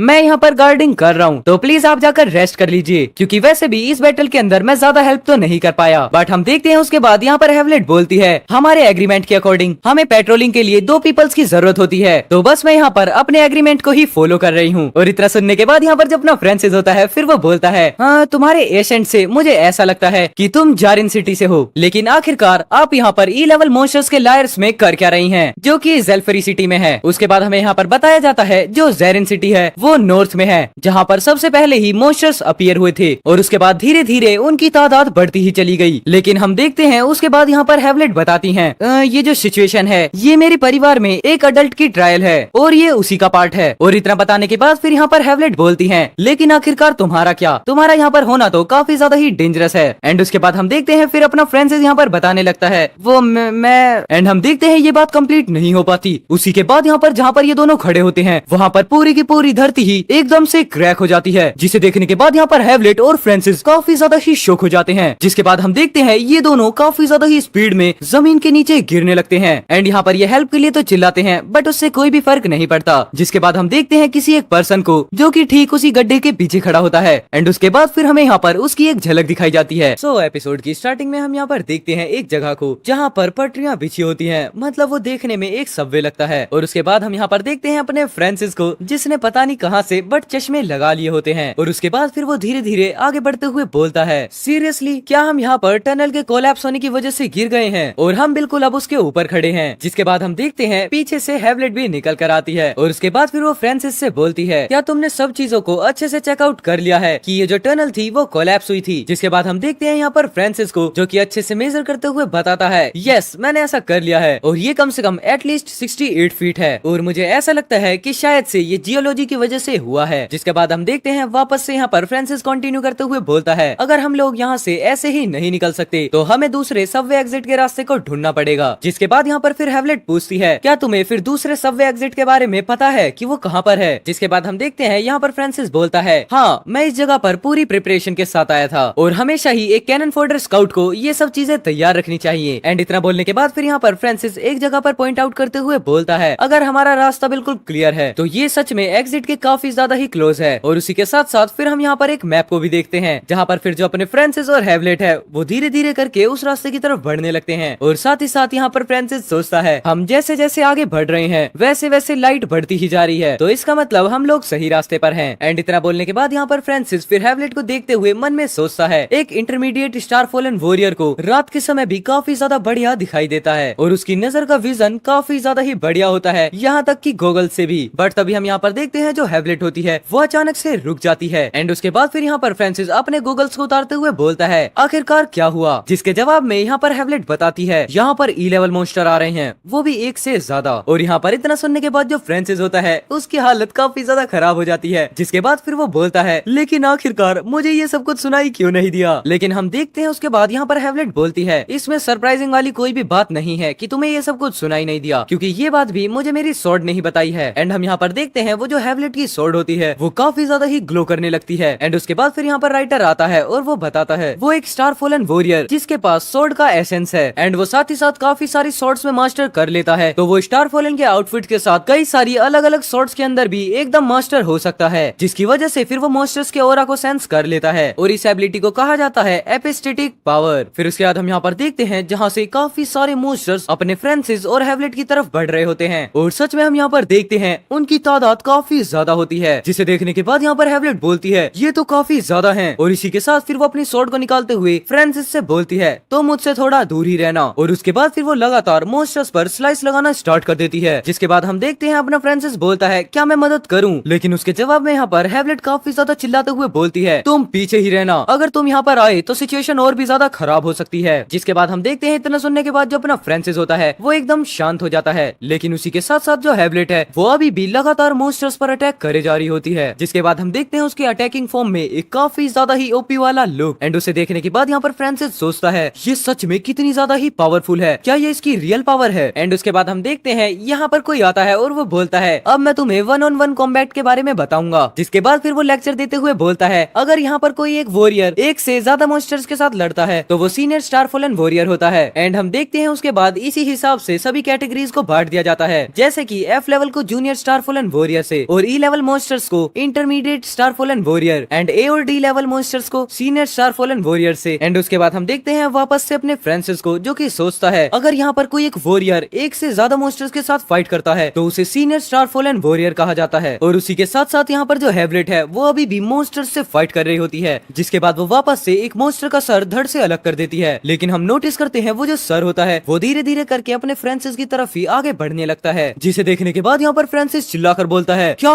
वापस से। एंड हम देखते हैं वो मॉन्स्टर फ्रांसिस को काट भी लेता है। लेकिन फिर जो फ्रांसिस होता है वो अपनी नाइफ की हेल्प से उस मॉन्स्टर पर अटैक कर देता है और हम देखते हैं ये सब कुछ करते हुए अपने फ्रांसिस के हाथ काफी ज्यादा कांपने लगते हैं। लेकिन उसी के बाद हम यहाँ पर देखते हैं वापस से सिस्टम अपीयर होता है और उसके बाद फिर वो बोलता है, अगर तुम यहाँ पर एक ई लेवल मॉन्स्टर को भी मारते हो तो उसकी वजह से जो अडेप्टिव स्पीड है वो काफी ज्यादा ही बढ़ जाती है। लेकिन इतना सुनने के बाद यहाँ पर वापस से फ्रांसिस बोलता है, आखिरकार यहाँ पर चल क्या रहा है, ये आवाज वापस से क्यों आई है। खैर चलो छोड़ो, मुझे प्रेजेंट पर फोकस करना है। लेकिन हम देखते हैं उसके बाद यहाँ पर एक सोर्ड को जिससे काफी ज्यादा ही ब्लड टपक रहा होता है और उसके बाद फिर यहाँ पर हैवलेट बोलती है, चलो ये कंप्लीट हुआ है, अब बाहर चलते हैं। और फिर इतना सुनने के बाद यहाँ पर जो फ्रांसिस होता है वो हैवलेट को देखने लगता है। बट हम थोड़ी देर बाद देखते हैं जैसे ही फ्रांसिस सबवे के एग्जिट डोर पर पहुंचता है तभी वो देखता है उसको बंद कर दिया गया है। जिसे देखने के बाद फिर यहाँ पर फ्रांसिस बोलता है, आखिरकार यहाँ पर क्या चल रहा है, इसको बाहर से किसी ने ब्लॉक कर दिया है। बट हम तभी देखते हैं फ्रांसिस के आगे काफी ज्यादा ही फास्ट से एक चीज होकर गुजरती है। जिसके बाद हम देखते हैं फ्रांसिस बोलता है, मिस मुरे आखिरकार आप ये क्या कर रही हैं। और हम यहाँ पर देख सकते हैं वो कुछ और नहीं होता बल्कि मूरे ने अपने फ्रांसिस के ऊपर सॉर्ड लगा दी होती है। और उसके बाद फिर वो काफी ज्यादा कोल्ड फेस बनाते हुए बोलती है, ये तो वो सवाल है जो कि मुझे तुमसे पूछना चाहिए। एंड उसके बाद हम यहाँ पर देखते हैं कुछ ब्लड की छींटों को। एंड वेल इसी के साथ यहाँ पर ये वाला एपिसोड तो खत्म हो जाता है, बट मेरे अंदर भी काफी ज्यादा क्यूरियोसिटी थी कि आखिरकार नेक्स्ट एपिसोड में क्या होगा। तो चलो मेरे साथ आप लोग भी इसे एंजॉय करो। सो एपिसोड की स्टार्टिंग में हम यहाँ पर देखते हैं फ्रांसिस को, जो कि काफी ज्यादा डर चुका होता है। जिसके बाद फिर वो बोलता है, मिस मूरे आखिरकार इसका क्या मतलब है। और उसके बाद फिर यहाँ पर मूरे बोलती है, हाँ अब से इसका नाम मूरे ही है, क्योंकि अपनी मांगा में आगे आगे बढ़ते बढ़ते हर जगह पर इसका नाम मूरे ही बताया गया है। तो हैवलेट को भूल जाओ एंड मूरे पर कंसंट्रेशन करो। फिर उसके बाद यहाँ पर वापस से फ्रांसिस बोलता है, क्योंकि तुम यहाँ से नहीं निकल पा रही हो तो क्या इसका मतलब तुम मुझसे बदला ले रही हो। एंड उसके बाद हम देखते हैं इतना सुनने के बाद जो मिस मूरे होती है वो फ्रांसिस को देखने लगती है एंड जो फ्रांसिस है वो भी मूरे को। लेकिन उसके बाद फिर यहाँ पर मामला शांत होता है एंड उसके बाद फिर यहाँ पर मूरे अपनी स्वॉर्ड को म्यान में वापस से रखते हुए बोलती है, मैं जस्ट सिर्फ टेस्ट कर रही थी। फिर उसके बाद यहाँ पर फ्रांसिस बोलता है, मुझे ऐसा लगता है कि ये जो टनल थी वो गिर गई और यहाँ से निकलने के रास्ते बंद हो गई। ये कोई एक्सीडेंट तो नहीं है, इसका मतलब ये किसी ने जानबूझकर किया है। फिर उसके बाद यहाँ पर मूरे घूमते हुए बोलती है, ये सारे के सारे ट्रैप्स मेरे लिए थे, मुझे माफ करना फ्रांसिस, मेरी वजह से तुम भी इसमें पड़ गए। जिसके बाद फिर यहाँ पर मूरे बताती हैं, क्योंकि जो स्टार फॉलन फैमिलीज हैं उसके अंदर आपस में ही झगड़ा होता रहता है। फिर उसके बाद यहाँ पर कहानी सुनाने वाला आता है और वो बताता है, जब से यहाँ पर स्टार फॉलन वॉरियर्स पैदा हुए हैं, जिन भी फैमिलीज में ज्यादातर स्टार फॉलन वॉरियर्स होते हैं उन्हें ही स्टार फॉलन फैमिलीज कहते हैं। उसके बाद फिर वो वापस से बोलता है, यहाँ पर स्टार फॉलन फैमिलीज के भी बिल्कुल सेम रूल है जैसे कि इस दुनिया के हैं, मतलब कि कमजोर मरते हैं और ताकतवर बच जाते हैं। जिसके बाद हम यहाँ पर देखते हैं मूरे को, जो कि आगे बढ़ते हुए बोलती है, फ्रांसिस क्या यहाँ पर कोई और रास्ता है निकलने का, जैसे कि कोई छुपा हुआ एग्जिट। एंड उसके बाद हम देखते हैं इतना सुनने के बाद जो अपना फ्रांसिस होता है वो अपनी एक स्किल का यूज करता है, जिसकी वजह से वो अपने आसपास की सभी जगह को स्कैन करने लगता है। और इतना करने के बाद ही वो अचानक से ही काफी ज्यादा शॉक हो जाता है और फिर वो भागते हुए बोलता है, मैंने उसका पता लगा लिया है, वो सबवे का एंट्रेंस जो हम आते वक्त पार करके आए थे, मुझे पता है कि वो ब्लॉक था, लेकिन सच में वहाँ पर काफी ज्यादा ही गैप्स हैं। एंड हम यहाँ पर देखते हैं फ्रांसिस ये सब कुछ बोलते हुए काफी स्पीड में भागने लगता है। और उसके बाद फिर वो वापस से बोलता है, मैंने साथ ही साथ ये भी चेक किया था जहाँ पर मुझे अंदर की तरफ टनल भी दिख रही थी, तो इसका मतलब वहाँ पर निकलने का रास्ता तो होना ही चाहिए। एंड उसके बाद हम यहाँ पर देखते हैं मिस मूरे को, जो कि फ्रांसिस की तरफ देखते हुए स्माइल करते हुए बोलती हैं, तुम मेरी टीम में हो, सच में मैं काफी ज्यादा ही लकी हूँ। लेकिन हम देखते हैं उसके जवाब में यहाँ पर फ्रांसिस बोलता है, मिस मूरे अगर यहाँ पर ऐसी ही बात है तो मैंने बहुत ज्यादा टाइम से ही अपनी बात को रोक कर रखा हुआ है। जिसके बाद यहाँ पर मिस मूरे बोलती है, हाँ हाँ बोलो क्या बात है। फिर हम यहाँ पर देखते हैं जहाँ पर फ्रांसिस रोते हुए बोलता है, क्या आप थोड़ा धीरे भाग सकती हैं, क्योंकि मेरी सांस यहाँ पर काफी ज्यादा फूल रही है। और हम देखते हैं अपने फ्रांसिस की हालत, जो कि सच में काफी ज्यादा खराब हो चुकी है। लेकिन फिर उसके बाद यहाँ पर जो मिस मूरे होती हैं वो रुक जाती हैं, जिस वजह से जो अपना फ्रांसिस होता है उसे रेस्ट करने का टाइम मिल जाता है। एंड फिर वो काफी ज्यादा ही हांफते हुए यहाँ पर मिस मूरे से बोलता है, इस टनल में बिल्कुल भी हवा नहीं चल रही है, जिस वजह से मुझे जल्दी थकान हो रही है। और हम यहाँ पर देखते हैं मिस मूरे को, जो कि काफी ज्यादा ही अजीब सा फेस बनाते हुए बोलती हैं, हाँ हाँ वो तो मुझे दिख ही रहा है। लेकिन फिर उसके बाद यहाँ पर मिस मूरे बोलती हैं, फ्रांसिस तुम तो एक ई लेवल के स्टार फॉलन वॉरियर हो ना, तो आखिरकार तुम इतने ज्यादा डेंजरस टास्क क्यों कर रहे हो, क्या तुम्हारे पास पैसों की कमी है। जिसके बाद हम देखते हैं यहाँ पर अपने फ्रांसिस को, जो कि बोलता है, हाँ यहाँ पर यही बात है, वरना आखिरकार मैं एक ई लेवल मॉन्स्टर के डंजन में क्यों ही आता और अपनी जान को यहाँ पर रिस्क पे क्यों लगाता। एंड हम देखते हैं यहाँ पर ये सब कुछ बोलते हुए फ्रांसिस काफी ज्यादा सैड होने लगता है। जिसके बाद फिर वो अपने पेंडेंट को पकड़ते हुए बोलता है, मेरे डैड को बाहर निकलने के लिए सिर्फ 2 ही साल बचे हैं, तो उससे पहले मुझे यहाँ पर सच का पता लगाना ही होगा। बट हम यहाँ पर देखते हैं जो अपने फ्रांसिस का नेकलेस होता है वो इस टाइम पर काफी ज्यादा शाइन करने लगता है। जिसके बाद फिर हमें यहाँ पर एक पास्ट मेमोरी को दिखाया जाता है, जहाँ पर एक लेडी अपने हस्बैंड से बोलती है, अगर यहाँ पर कोई भी मॉन्स्टर नहीं होते तो मेरा बहुत ज्यादा मन था सी साइड जाने का, मतलब कि उस जगह पर जहाँ पर हम पहली बार मिले थे। जिसके बाद फिर उसका हस्बैंड बोलता है, क्या तुम्हें वहाँ पर जाना है। और उसके बाद फिर वो हस्बैंड वापस से कंटिन्यू करते हुए बोलता है, जब मैं यहाँ के मॉन्स्टर लेयर को बिल्कुल क्लियर कर दूंगा तब हम वापस से उस ब्यूटीफुल सी साइड को देखने के लिए चलेंगे। और अगर मैं यहाँ पर पूरा क्लियर करते हुए बताऊं तो वो अपने फ्रांसिस के मॉम एंड डैड होते हैं। एंड हम देखते हैं वहाँ पर अपने फ्रांसिस को, जो कि अभी काफी ज्यादा छोटा होता है। और उसी के साथ साथ फिर वो अपनी स्टोरी बताते हुए बोलता है, मेरी मदर की डेथ उसी साल हो गई और ऐसा बताया जाता है कि काफी ज्यादा ही छोटी मॉन्स्टर की एक टाइड आई थी और वो लोगों को बचाते हुए वहीं पर मारी गई। लेकिन उस टाइम पर मैं काफी ज्यादा ही छोटा था और मैंने अपनी मॉम का उस लिस्ट में नाम देखा था जो कि मरे हुए लोगों की थी। और उसके बाद फिर हमें यहाँ पर फ्रांसिस की मदर का नाम बताया जाता है, जो कि था जूलिया जैन। एंड उसके बाद फिर वो अपने लॉकेट को काफी ज्यादा ही टाइट से पकड़ते हुए बोलता है, अगर ऐसा ही था तो मेरे फादर अकेले ही उस मॉन्स्टर टाइड से कैसे बच गए। यहाँ पर सच में कुछ ऐसा है जो कि मुझसे छूट रहा है। एंड उसके बाद फिर हम यहाँ पर देखते हैं मिस मूरे को, जो कि अपने फ्रांसिस के सामने ही खड़ी होती हैं। और यहाँ पर अपना फ्रांसिस अभी भी काफी ज्यादा सोच रहा होता है। लेकिन फिर उसके बाद यहाँ पर फ्रांसिस को ऐसे देखकर मिस मिस मूरे बोलती है, मुझे माफ कर देना,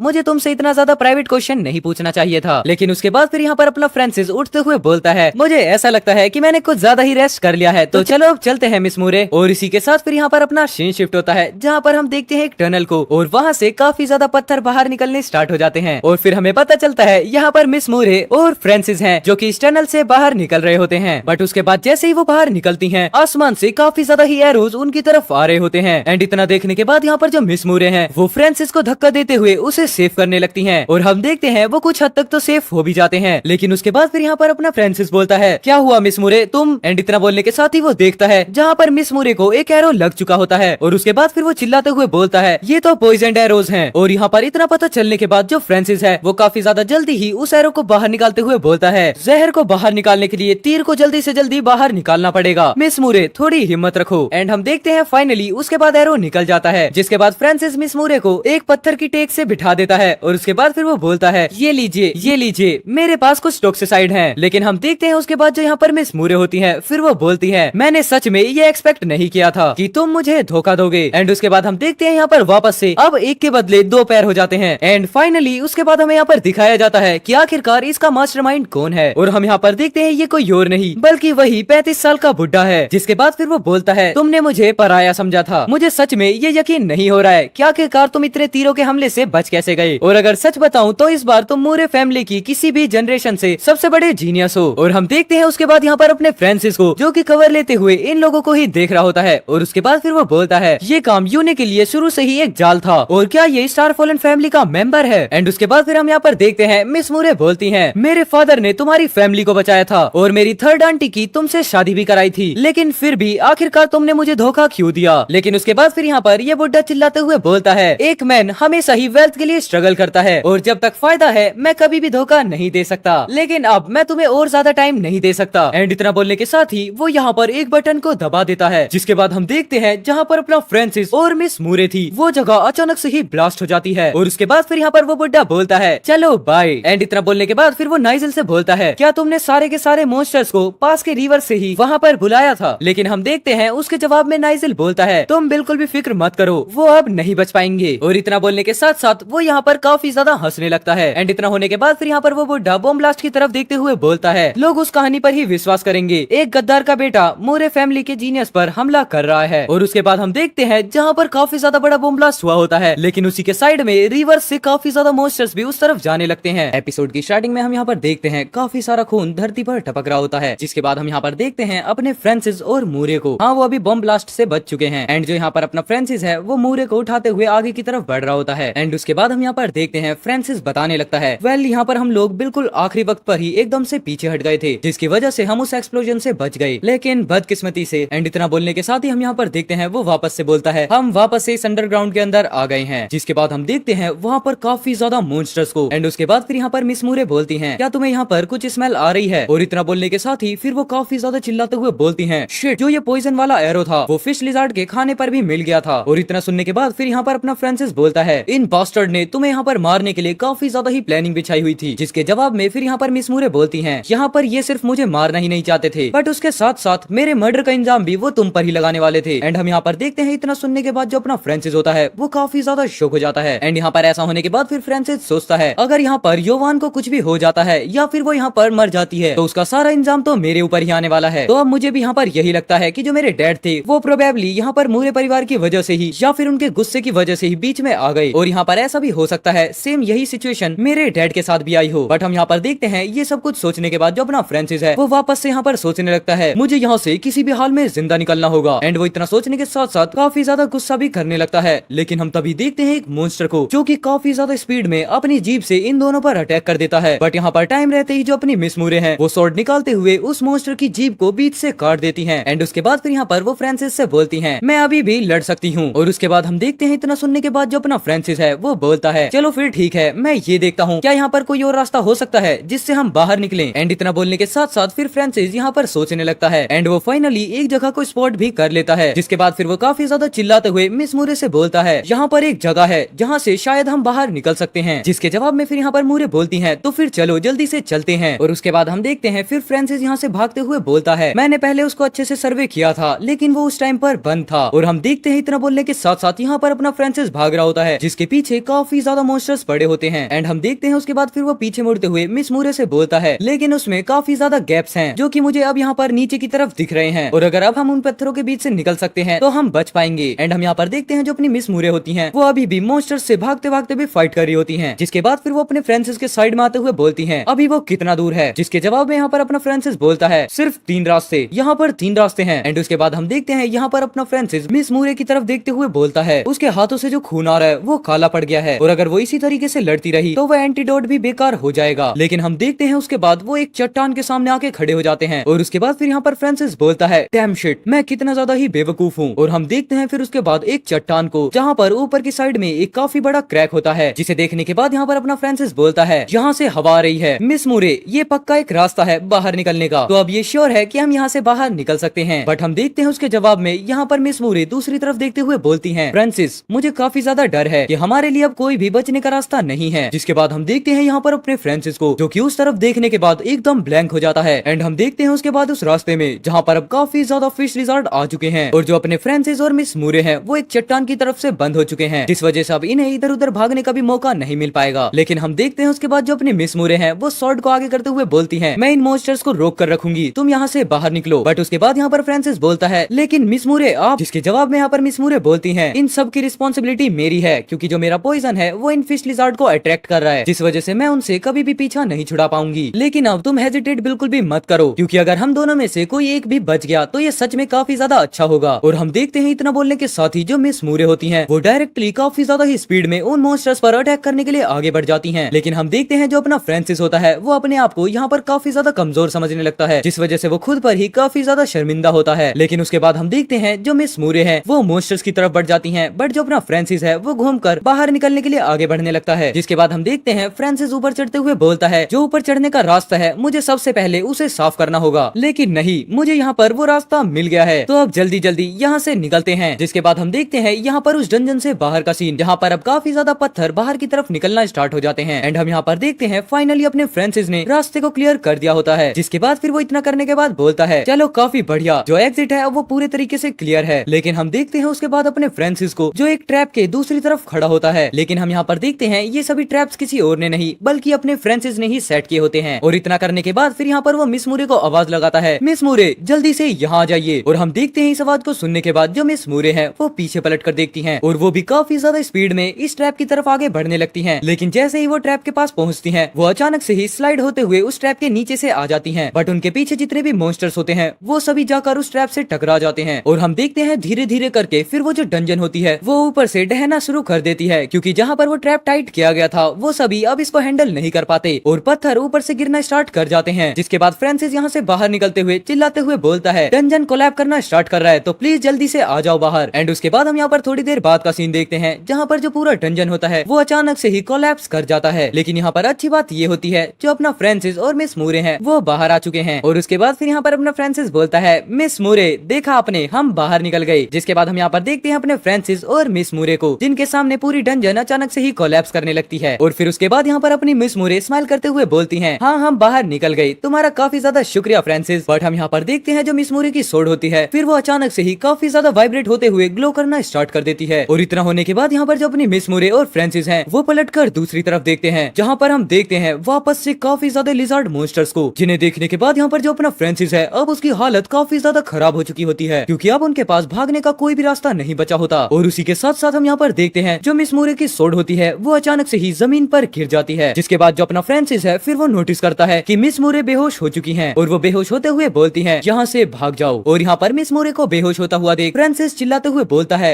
मिस मूरे आपने क्या कहा, मैं यहाँ से भाग जाऊँ? आखिरकार मैं यहाँ से कहाँ भाग सकता हूँ? और हम देखते हैं इतना बोलने के साथ साथ वो मिस मूरे की सोड को पकड़ लेता है और वो दूसरे हाथ से मिस मूरे को उठाने लगता है। जिसके बाद हम देखते हैं अपने फ्रांसिस को, जो कि काफी ज्यादा डरते हुए बोलता है, मैं आज से पहले कभी भी ई लेवल मॉन्स्टर से नहीं लड़ा हूँ। लेकिन उसके बाद फिर यहाँ पर कोई चिल्लाते हुए बोलता है, चलो वो बुरी तरीके से घायल है, अब हमारे पास मौका है। लेकिन हम उसके बाद देखते हैं अपना फ्रांसिस चिल्लाते हुए खड़े होता है, और हम उसके बाद देखते हैं जो एक मॉन्स्टर होता है वो तुरंत ही अचानक से अपने फ्रांसिस के ऊपर अटैक कर देता है। जिसके बाद हम देखते हैं जो अपना फ्रांसिस है वो काफी ज्यादा ही पावरफुल स्लाइस के साथ उस मॉन्स्टर को 2 हिस्सों में बांट देता है। बट हम तभी देखते हैं वो जो मॉन्स्टर की गर्दन होती है उसके अंदर से काफी ज्यादा बड़ी जीभ बाहर निकलती है और वो जाकर सीधा अपने फ्रांसिस को लग जाती है, जिसे देखने के बाद यहाँ पर फ्रांसिस काफी ज्यादा शॉक हो जाता है और उसके बाद फिर वो घबराते हुए बोलता है, फादर मुझे माफ कर देना। और हम यहाँ पर देखते हैं वो जीव अपने फ्रांसिस के पूरा आर पार हो जाती है और उसी के साथ साथ यहाँ पर अपना फ्रांसिस बोलता है, मैं वापस से आकर अब आपका नाम साफ नहीं कर सकता। एंड हम देखते हैं इतना बोलने के साथ साथ जो अपना फ्रांसिस है वो जमीन पर गिर जाता है, लेकिन वो फिर भी यहाँ पर बोल रहा होता है, मैं सच में यहाँ पर मरना नहीं चाहता, काश मैं यहाँ पर बस थोड़ा सा स्ट्रॉन्ग होता। लेकिन हम तभी देखते हैं यहाँ पर एक सिस्टम को जो कि धीरे धीरे करके एक्टिवेट होना स्टार्ट होता है और उसके बाद फिर वो बोलता है, ई लेवल का मॉन्स्टर 3 बार यहाँ पर टकरा गया है और तुमने उसका हंट किया है, जिस वजह से जो अब बिल्डअप है वो पूरा कंप्लीट हो चुका है। एंड हम यहाँ पर देखते हैं इसके साथ साथ ही जो अपने फ्रांसिस का नेकलेस होता है वो हवा में उड़ते हुए काफी ज्यादा ही ग्लो करने लगता है, जिसके बाद फिर यहाँ पर एक और नोटिफिकेशन आता है, वॉरियर सिस्टम एक्टिवेट हो चुका है। और हम देखते हैं उसके बाद अपने फ्रांसिस को जो कि एक तरीके से हवा में उड़ रहा होता है और अब देखने में ऐसा लग रहा है जैसे उसके शरीर के अंदर ही पूरा सिस्टम फिट होना स्टार्ट हो चुका है। एंड उसी के साथ साथ हमें यहाँ पर 4 पावर्स के बारे में भी बताया जाता है, जिसमें फर्स्ट है स्पिरिट, देन कॉन्स्टिट्यूशन, उसके बाद स्ट्रेंथ एंड लास्ट एजिलिटी। और उसी के बाद हम यहाँ पर देखते हैं अपने फ्रांसिस का फेस, लेकिन वो उसी के साथ साथ यहाँ पर एक जगह पर फ्लो करते हुए मन में सोच रहा होता है, क्या मैं मर रहा हूँ, लेकिन आखिरकार ये सब मुझे क्यों दिखाई दे रहा है। एंड उसके बाद हम देखते हैं यहाँ पर फ्रांसिस की हालत, जहाँ पर देखने में ऐसा लग रहा होता है जैसे कि अपना फ्रांसिस पानी में काफी ज्यादा डूबता हुआ नीचे तक जा रहा है। लेकिन उसी के साथ साथ यहाँ पर एक और नोटिफिकेशन शो होता है, इस वॉरियर सिस्टम ने जितनी भी पुरानी जमा की हुई पावर्स को इकट्ठा किया हुआ था वो सब अब चालू होते हैं, जिस वजह से स्टार्टिंग में ही एक बार में ही होस्ट को 100 एट्रीब्यूट्स पॉइंट वापस से मिल रहे हैं। और अब यहाँ पर होस्ट की कंडीशन को सिस्टम देख रहा है, जिस वजह से अभी उसे उतने ही एट्रीब्यूट्स पॉइंट्स दिए जाएंगे, वो भी सिस्टम की तरफ से। जिसके बाद हम देखते हैं यहाँ पर जो सिस्टम है वो धीरे धीरे करके अपने फ्रांसिस को एट्रीब्यूट्स देना स्टार्ट करता है, जिसके बाद यहाँ पर फ्रांसिस की बॉडी धीरे धीरे करके हील होना स्टार्ट हो रही होती है। और हम यहाँ पर देखते हैं उसके बाद जितने भी यहाँ पर 4 पावर होती हैं उन सभी के अंदर एट्रीब्यूट्स पॉइंट को डिस्ट्रीब्यूट कर दिया जाता है। एंड इतना होने के साथ ही फिर यहाँ पर अपने फ्रांसिस की आंख खुलती है, जो कि अब आप इसको अपने मांगा के अंदर फ्रांसिस का दूसरा जन्म भी कह सकते हो। एंड उसके बाद फिर इतना होते ही सिस्टम वापस से बोलता है, इनिशियल एट्रीब्यूट्स पॉइंट यहाँ पर दे दिए गए हैं, जिसकी वजह से यहाँ पर होस्ट से रिक्वेस्ट की जाती है कि वो अपने स्टेट को चेक करे। लेकिन हम देखते हैं उसके बाद जो अपना फ्रांसिस है वो अचानक से ही काफी ज्यादा घबराहट में उठता है, जिसके बाद फिर वो उठते ही सबसे पहले बोलता है, क्या ये मेरी डेथ से पहले का कोई इल्यूजन है, जहाँ पर जो फिश लिजार्ड थी उसने मुझे मारा था। एंड इतना सोचने के बाद ही फिर वो यहाँ पर शॉक होते हुए बोलता है, लेकिन एक मिनट, मुझे वहाँ पर दर्द क्यों नहीं हो रहा है। बट उसके बाद हम यहाँ पर देखते हैं फिश लिजार्ड ने जहाँ पर अपने फ्रांसिस के ऊपर अटैक किया होता है वो धीरे धीरे करके हील होना स्टार्ट हो जाता है। और यहाँ पर ये सब कुछ होता हुआ देख फ्रांसिस बोलता है, आखिरकार यहाँ पर ये सब कुछ चल क्या रहा है। जिसके बाद हम देखते हैं यहाँ पर फ्रांसिस को जो कि अभी भी उन मॉन्स्टर्स के बिल्कुल बीचों बीच बैठा होता है और वो देखता है फिर जितने भी मॉन्स्टर्स होते हैं वो धीरे धीरे करके मिस मूरी की तरफ को ही बढ़ना स्टार्ट करते हैं। लेकिन उसके बाद फिर वो अचानक से ही किसी चीज को नोटिस करते हैं जो कि कोई और नहीं बल्कि अपना फ्रांसिस होता है। एंड उसे यहाँ पर वापस से जिंदा होते हुए देख जितने भी मॉन्स्टर्स होते हैं वो वापस से अपने फ्रांसिस पर अटैक करने के लिए बढ़ जाते हैं और उन्हें अचानक से अपनी तरफ आते हुए देख जो अपना फ्रांसिस है वो भी स्टार्टिंग में काफी ज्यादा घबरा जाता है, लेकिन फिर उसके बाद वो काफी ज्यादा ही फास्ट तरीके से उन मॉन्स्टर्स के अटैक को डॉज कर लेता है। और वो यहाँ पर इस डॉज को देखने के बाद खुद भी काफी ज्यादा कंफ्यूजिंग के साथ सोचता है, आखिरकार मैंने इतने इजीली इन सभी को डॉज कैसे कर लिया, और जो मेरी यहाँ पर बॉडी है वो इतनी ज्यादा लाइट फील मुझे क्यों हो रही है, और साथ ही साथ काफी ज्यादा फास्ट भी। और हाँ, यहाँ पर सिर्फ इतना ही नहीं बल्कि मुझे यहाँ पर ऐसा लग रहा है कि मुझे इस स्वॉर्ड से भी काफी ज्यादा पावर मिल रही है। एंड हम यहाँ पर देखते हैं इतना बोलने के साथ साथ जो अपना फ्रांसिस है वो स्वॉर्ड को ही देखने लगता है, जहाँ पर उस स्वॉर्ड से भी काफी ज्यादा ब्लू कलर का ऑरा निकल रहा होता है। लेकिन हम देखते हैं उसके बाद अचानक से ही वहाँ पर सिस्टम अपीयर होता है, जिसके बाद फिर वो यहाँ पर आकर फ्रांसिस को बताता है ये जो तलवार है ये सच में काफी ज्यादा ही हाईएस्ट ग्रेड लेवल की है, जो कि काफी ज्यादा पावरफुल मॉन्स्टर के एसेंस कोर से बना है। और ये यहाँ पर कोई भी ज्यादा चौंकाने वाली बात नहीं है कि उसने इतने इजीली उस फिश लिजार्ड मॉन्स्टर को पीठ से ही काट डाला। एंड यहाँ पर इतना सुनने के बाद फिर अपना फ्रांसिस सोचता है, अब मुझे ऐसा लगता है कि मैं इस स्टार फॉलन स्वॉर्ड का पूरे तरीके से ही यूज कर पाऊंगा, मतलब इसकी फुल पावर का यूज कर पाऊंगा। और उसके बाद फिर यहाँ पर अपना फ्रांसिस बोलता है, चलो अब मुझे पहले जल्दी से जल्दी इस डिफिकल्टी को क्लियर करना होगा। जिसके बाद हम यहाँ पर देखते हैं अपने फ्रांसिस को जो कि अब काफी ज्यादा ही स्पीड में उन मॉन्स्टर्स पर अटैक करने के लिए आगे बढ़ जाता है। जिसके बाद फिर वो अपनी एक रस्सी से स्वॉर्ड को बांध देता है और उसके बाद फिर दूर ही दूर स्वॉर्ड को फेंकते फेंकते सभी मॉन्स्टर्स को मारने लगता है, जो कि देखने में काफी ज्यादा ही कूल एंड सेटिस्फाइंग लग रहा होता है। एंड हम यहाँ पर देखते हैं 2 मॉन्स्टर्स को जो कि एक साथ ही फ्रांसिस के आगे आ चुके होते हैं और उसी के पल भर के बाद ही उन दोनों मॉन्स्टर्स के सर उनके धड़ से अलग हो जाते हैं। जिसके बाद हम देखते हैं यहाँ पर अपने फ्रांसिस को जो कि मॉन्स्टर्स से लड़ते हुए काफी ज्यादा ही ब्रूटल हो जाता है। एंड यहाँ पर ये सब कुछ करने के बाद अपना फ्रांसिस बोलने लगता है, मुझे अपनी अभी करंट की स्ट्रेंथ को देखते हुए ये लग रहा है कि अब मैं probably junior star fallen warriors के अंदर सबसे ज्यादा अच्छा हूँ, और इस स्टार फॉलन स्वॉर्ड की पावर के साथ एडिक्ट होने के बाद मैं इन ई लेवल के फिश लिजार्ड मॉन्स्टर्स को काफी ज्यादा इजीली ही मार दूंगा। लेकिन हम तभी देखते हैं यहाँ पर ये सब कुछ अपना फ्रांसिस सोच ही रहा होता है, बट तभी उसके सामने अचानक से ही सिस्टम आ जाता है जो कि उससे बोलता है, होस्ट अभी बैटल में है तो प्लीज अपने एनिमी पर फोकस करो। और यहाँ पर इतना देखने के बाद अपना फ्रांसिस काफी ज्यादा हीविल स्माइल करते हुए बोलता है चलो फिर ठीक है, अब मैं इन फिश लिज़ार्ड मॉन्स्टर्स पर ही फोकस करता हूँ और पहले मैं इनसे निपटता हूँ। जिसके बाद हम देखते हैं यहाँ पर जितने भी फिश लिज़ार्ड मॉन्स्टर्स होते हैं वो सभी अपने फ्रांसिस को काफी ज्यादा ही सस्पिशियस नजरों से देखने लगते हैं। जिसके बाद फिर वो वापस से अपने फ्रांसिस की तरफ अटैक करने के लिए आगे बढ़ जाते हैं और उन्हें आते हुए देख यहाँ पर फ्रांसिस बोलता है अब तुम यहाँ पर ये बिल्कुल भी मत सोचना कि मैं यहाँ से भाग जाऊंगा। जिसके बाद हम देखते हैं यहाँ पर अपने फ्रांसिस का एक ओरे में काफी ज्यादा ही ओपी वाला लुक और उसके बाद फिर यहाँ पर जितने भी मॉन्स्टर्स होते हैं वो अपने फ्रांसिस पर आगे बढ़ते हैं अटैक करने के लिए। लेकिन उन्हीं के साथ साथ अपना फ्रांसिस भी आगे बढ़ता है उन सभी मॉन्स्टर्स पर अटैक करने के लिए। जिसके बाद हमें यहाँ पर वापस से काफी ज्यादा ही पावरफुल स्लैशेस दिखाए जाते हैं। लेकिन उसी के साथ साथ जो अपना फ्रांसिस है वो इन मॉन्स्टर्स के बिल्कुल बीच में आ जाता है जिसकी वजह से काफी सारे मॉन्स्टर्स अपने फ्रांसिस को काट लेते हैं। लेकिन हम देखते हैं तभी अपने फ्रांसिस को जो कि बहुत ज्यादा गुस्से में आते हुए एक काफी ज्यादा पावरफुल स्लैश लगा देता है जिसकी वजह से उसके आसपास जितने भी मॉन्स्टर्स होते हैं वो सभी या तो बीच से काटे जाते हैं या वो सभी दूर हो जाते हैं। और हम देखते हैं ये सब कुछ होते हुए देख फ्रांसिस गुस्सा हो जाता है और उसके बाद वो वापस से बोलता है ये तो बिल्कुल अनबिलीवेबल है कि मैं अब इन मॉन्स्टर्स से टक्कर ले सकता हूँ। और उसी के साथ साथ अब यहाँ पर और भी ज्यादा ब्रूटल फाइट होना स्टार्ट होती है। जिसके बाद अपना फ्रांसिस स्लाइस लगाते हुए बोलने लगता है चलो अब यहाँ पर और कुछ नहीं बचने वाला और वो लगातार बार बार यहाँ पर अटैक करना स्टार्ट कर देता है। जिसके साथ साथ वो यहाँ पर अपने गुस्से को भी बाहर निकाल रहा होता है और वो सोचते हुए फिर बोलता है हमेशा एक टीम के पीछे छुप कर रहना और वापस से वो अटैक करता है। जिसके बाद फिर वो वापस से बोलता है क्या फाइनली मैं भी अब अपनी किस्मत का मालिक बन चुका हूँ। एंड वेल उसके बाद यहाँ पर अपना फ्रांसिस फाइनली अपनी स्वॉर्ड को जमीन में गाड़ देता है। जिसके बाद फिर वो काफी ज्यादा हाफते हुए बोलता है मैंने कर दिखाया, मुझ में सच में काफी ज्यादा पावर है। एंड उसके बाद हम देखते हैं यहाँ पर वापस से अपने फ्रांसिस के सामने सिस्टम अपीयर हो जाता है जहाँ पर अपने फ्रांसिस के सारे एट्रीब्यूट्स लिखे होते हैं। लेकिन अब उसके अंदर एक और चीज ऐड होती है जो कि होते हैं एट्रीब्यूट पॉइंट जिनको अपना फ्रांसिस किसी भी हिसाब से यूज कर सकता है, चाहे वो इन्हें स्पिरिट के अंदर यूज करे या फिर कॉन्स्टिट्यूशन, स्ट्रेंथ या फिर एजिलिटी। एंड उसके बाद हम देखते हैं फ्रांसिस को जो कि साइड में देखते हुए बोलता है रुको जरा। एंड वहीं पर साइड में ही मिस मूरे भी लेटी होती हैं। जिसके बाद यहाँ पर वापस से फ्रांसिस बोलता है मुझे यहाँ पर जो भी अभी हो रहा है उस पर ध्यान देना चाहिए। एंड हम देखते हैं एक जगह पर वापस से काफी सारे मॉन्स्टर्स को। तो वेल एपिसोड की स्टार्टिंग में हम यहाँ पर देखते हैं अपना फ्रांसिस मन में सोच रहा होता है जब ये सबवे टनल अचानक से ही कोलैप्स हो गया था तो उसकी वजह से यहाँ पर जितने भी फिश लिज़ार्ड मॉन्स्टर थे वो ज्यादातर इस टनल से बाहर निकलकर ग्राउंड पर चले गए थे ताकि वो लोग सेफ रह सकें। और उसी के साथ हम यहाँ पर देखते हैं अपने फ्रांसिस और मिस मूरे को जो कि अभी तक उसी टनल के अंदर होते हैं। एंड उसके बाद फिर यहाँ पर अपना फ्रांसिस अपने हाथ में बैंडेज लगाते हुए मन में बोलता है यहाँ पर जितने भी फिश लिज़ार्ड मॉन्स्टर्स हैं वो सभी बाहर निकलने वाले रास्ते पर इकट्ठे हो गए हैं जिस वजह से हमें कुछ टाइम के लिए मॉन्स्टर्स बिल्कुल भी परेशान नहीं करेंगे। और अब मुझे यहाँ पर जल्दी से एक्शन लेते हुए मिस मूरे के जहर को जल्दी से जल्दी बाहर निकालना होगा क्योंकि वो जो पॉइजन है उसके अंदर कुछ ऐसी चीज मिली है जिसकी वजह से यहाँ पर फिश लिज़ार्ड मॉन्स्टर काफी ज्यादा अट्रैक्ट हो रहे हैं जो कि सच में हमारे लिए काफी ज्यादा बड़ी प्रॉब्लम है। एंड उसी के साथ हम यहाँ पर देखते हैं मिस मूरे को जो कि अभी भी बेहोश हो रखी होती हैं। लेकिन हम उसके बाद यहाँ पर देखते हैं अपने फ्रांसिस को जो कि धीरे धीरे करके मिस मूरे की तरफ अपने हाथ बढ़ाने लगता है। और उसके बाद फिर वो काफी ज्यादा घबराते हुए बोलता है मुझे माफ करना, हमें यहाँ से जिंदा बाहर निकलना ही होगा तो प्लीज मुझे माफ कर देना। एंड इतना बोलने के साथ ही वो यहाँ पर मिस मूरे के आर्मर को पकड़ लेता है। एंड उसके बाद यहाँ पर अपना सीन शिफ्ट होता है टनल के बाहर का। हम काफी ज्यादा ही लिज़ार्ड मॉन्स्टर्स को देखते हैं जो कि एक फ्रेग्रेंस के पीछे भाग रहे होते हैं। एंड उसके बाद यहाँ पर फिर अपना फ्रांसिस बताता है फिश लिज़ार्ड का बेट मतलब कि चारा एक ऐसा लिक्विड है जिसकी एक अलग तरीके की स्मेल होती है जो कि यहाँ पर फिश लिज़ार्ड मॉन्स्टर्स को एकदम से पागल कर सकता है। और उस स्टारफॉलन रात के बाद दुनिया में बहुत कुछ बदल गया। यहाँ पर सिर्फ जानवर ही नहीं बल्कि पौधे भी, और यहाँ पर बदलते हुए प्लांट से कई तरीके की मेडिसिन भी बन सकती हैं और साथ ही साथ मॉन्स्टर्स का चारा भी। एंड उसी के साथ साथ हम यहाँ पर एक लेबोरेटरी को भी देखते हैं। एंड इतना होने के साथ ही फिर यहाँ पर अपना सारा सीन प्रेजेंट में आ जाता है जहाँ पर हम देखते हैं मिस मूरे और अपने फ्रांसिस को। और यहाँ पर अपना फ्रांसिस फिर बोलता है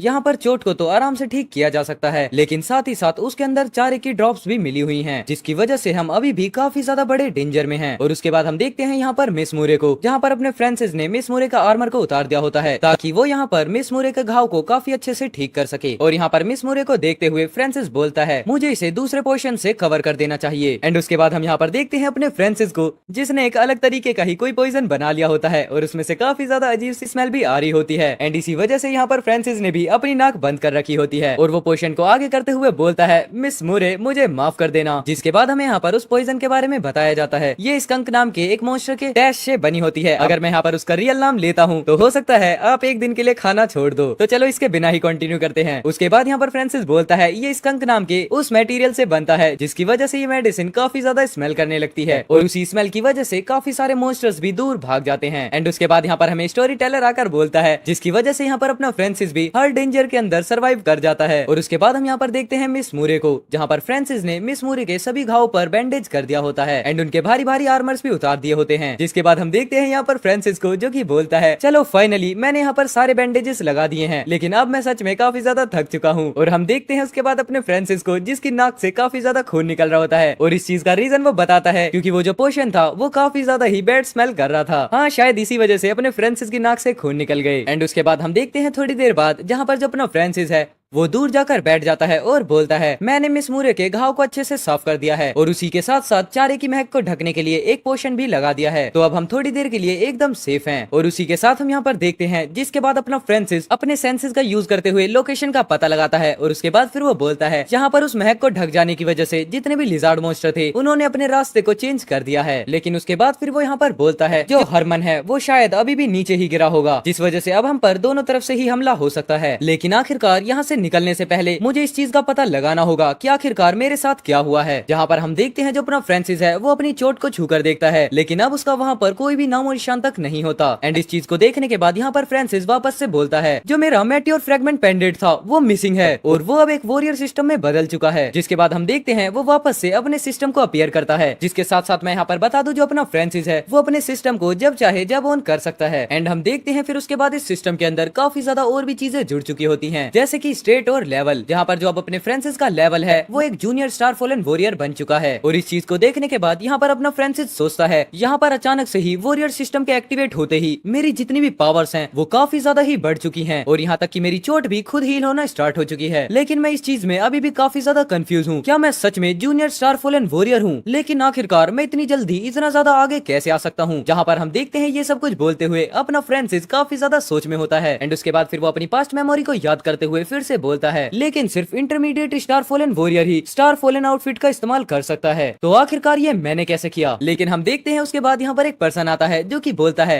यहाँ पर जो अपने फ्रांसिस के स्टड्स में कॉन्स्टिट्यूशन है उसका मतलब ये है कि वो काफी ज्यादा मजबूती और माहौल के हिसाब से खुद को काफी ज्यादा इजीली ही उस एनवायरमेंटल के अंदर अपने आप को ढाल सकता है। और जो यहाँ पर स्ट्रेंथ है वो आपकी स्ट्रेंथ और अटैक को दिखाता है एंड जो एजिलिटी है वो स्पीड एंड रिफ्लेक्सेस को बताता है। एंड उसके बाद फिर यहाँ पर आता है स्पिरिट जो कि आपके दिमाग की कोई खास एबिलिटी को बताता है। एंड हम देखते हैं यहाँ पर ये सब कुछ जानने के बाद जो अपना फ्रांसिस है फिर वो सोचने लगता है जो यहाँ पर स्पिरिट है वो हमेशा से ही एक मिस्ट्री रहा है, लेकिन क्या मैं यहाँ पर स्टार फॉलन आउटफिट्स का यूज कर पाऊंगा जब जो मेरी स्पिरिट है वो 40 के ऊपर हो जाएगी? लेकिन हम देखते हैं उसके बाद यहाँ पर सिस्टम बोलने लगता है होस्ट फ्रांसिस आपके पास अभी भी 21 पॉइंट्स हैं जिसको आप अभी भी बांट सकते हैं, तो प्लीज आप अपनी पावर को बढ़ाने के लिए जल्दी से जल्दी उनका यूज करो। लेकिन हम देखते हैं इतना सुनने के बाद जो अपना फ्रांसिस है वो काफी ज्यादा ही शौक होते हुए बोलता है क्या मेरे पास अभी भी एट्रीब्यूट पॉइंट्स हैं जिन्हें मैं बांट सकता हूँ? और हम देखते हैं इतना सुनने के बाद जो अपना फ्रांसिस होता है फिर वो सिस्टम से बोलने लगता है प्लीज मुझे एक्सप्लेन करो कि आखिरकार वॉरियर सिस्टम का यूज कैसे होता है। लेकिन हम देखते हैं उसके बाद यहाँ पर सिस्टम से कोई भी आवाज नहीं आती एंड अपना फ्रांसिस यहाँ पर बार बार सिस्टम को ही घूरे जा रहा होता है। और उसके बाद फिर वो काफी ज्यादा चिल्लाते हुए सिस्टम पर टैप करते हुए बोलता है ये सिस्टम सच में कितना ज्यादा इर्रिस्पॉन्सिबल है, कम से कम तुम मुझे ये तो बताओ कि आखिरकार एट्रीब्यूट पॉइंट्स को कैसे बांटते हैं? एंड वो इतना बोलने के साथ साथ यहाँ पर काफी ज्यादा जोर जोर से अपनी स्क्रीन पर टैप करने लगता है। लेकिन हम देखते हैं उसके बाद यहाँ पर जो फ्रांसिस है वो अचानक से ही शॉक होता है, जिसके बाद फिर वो बोलता है क्या ये चेंज हुए? ओह, तो अब मैं समझ गया,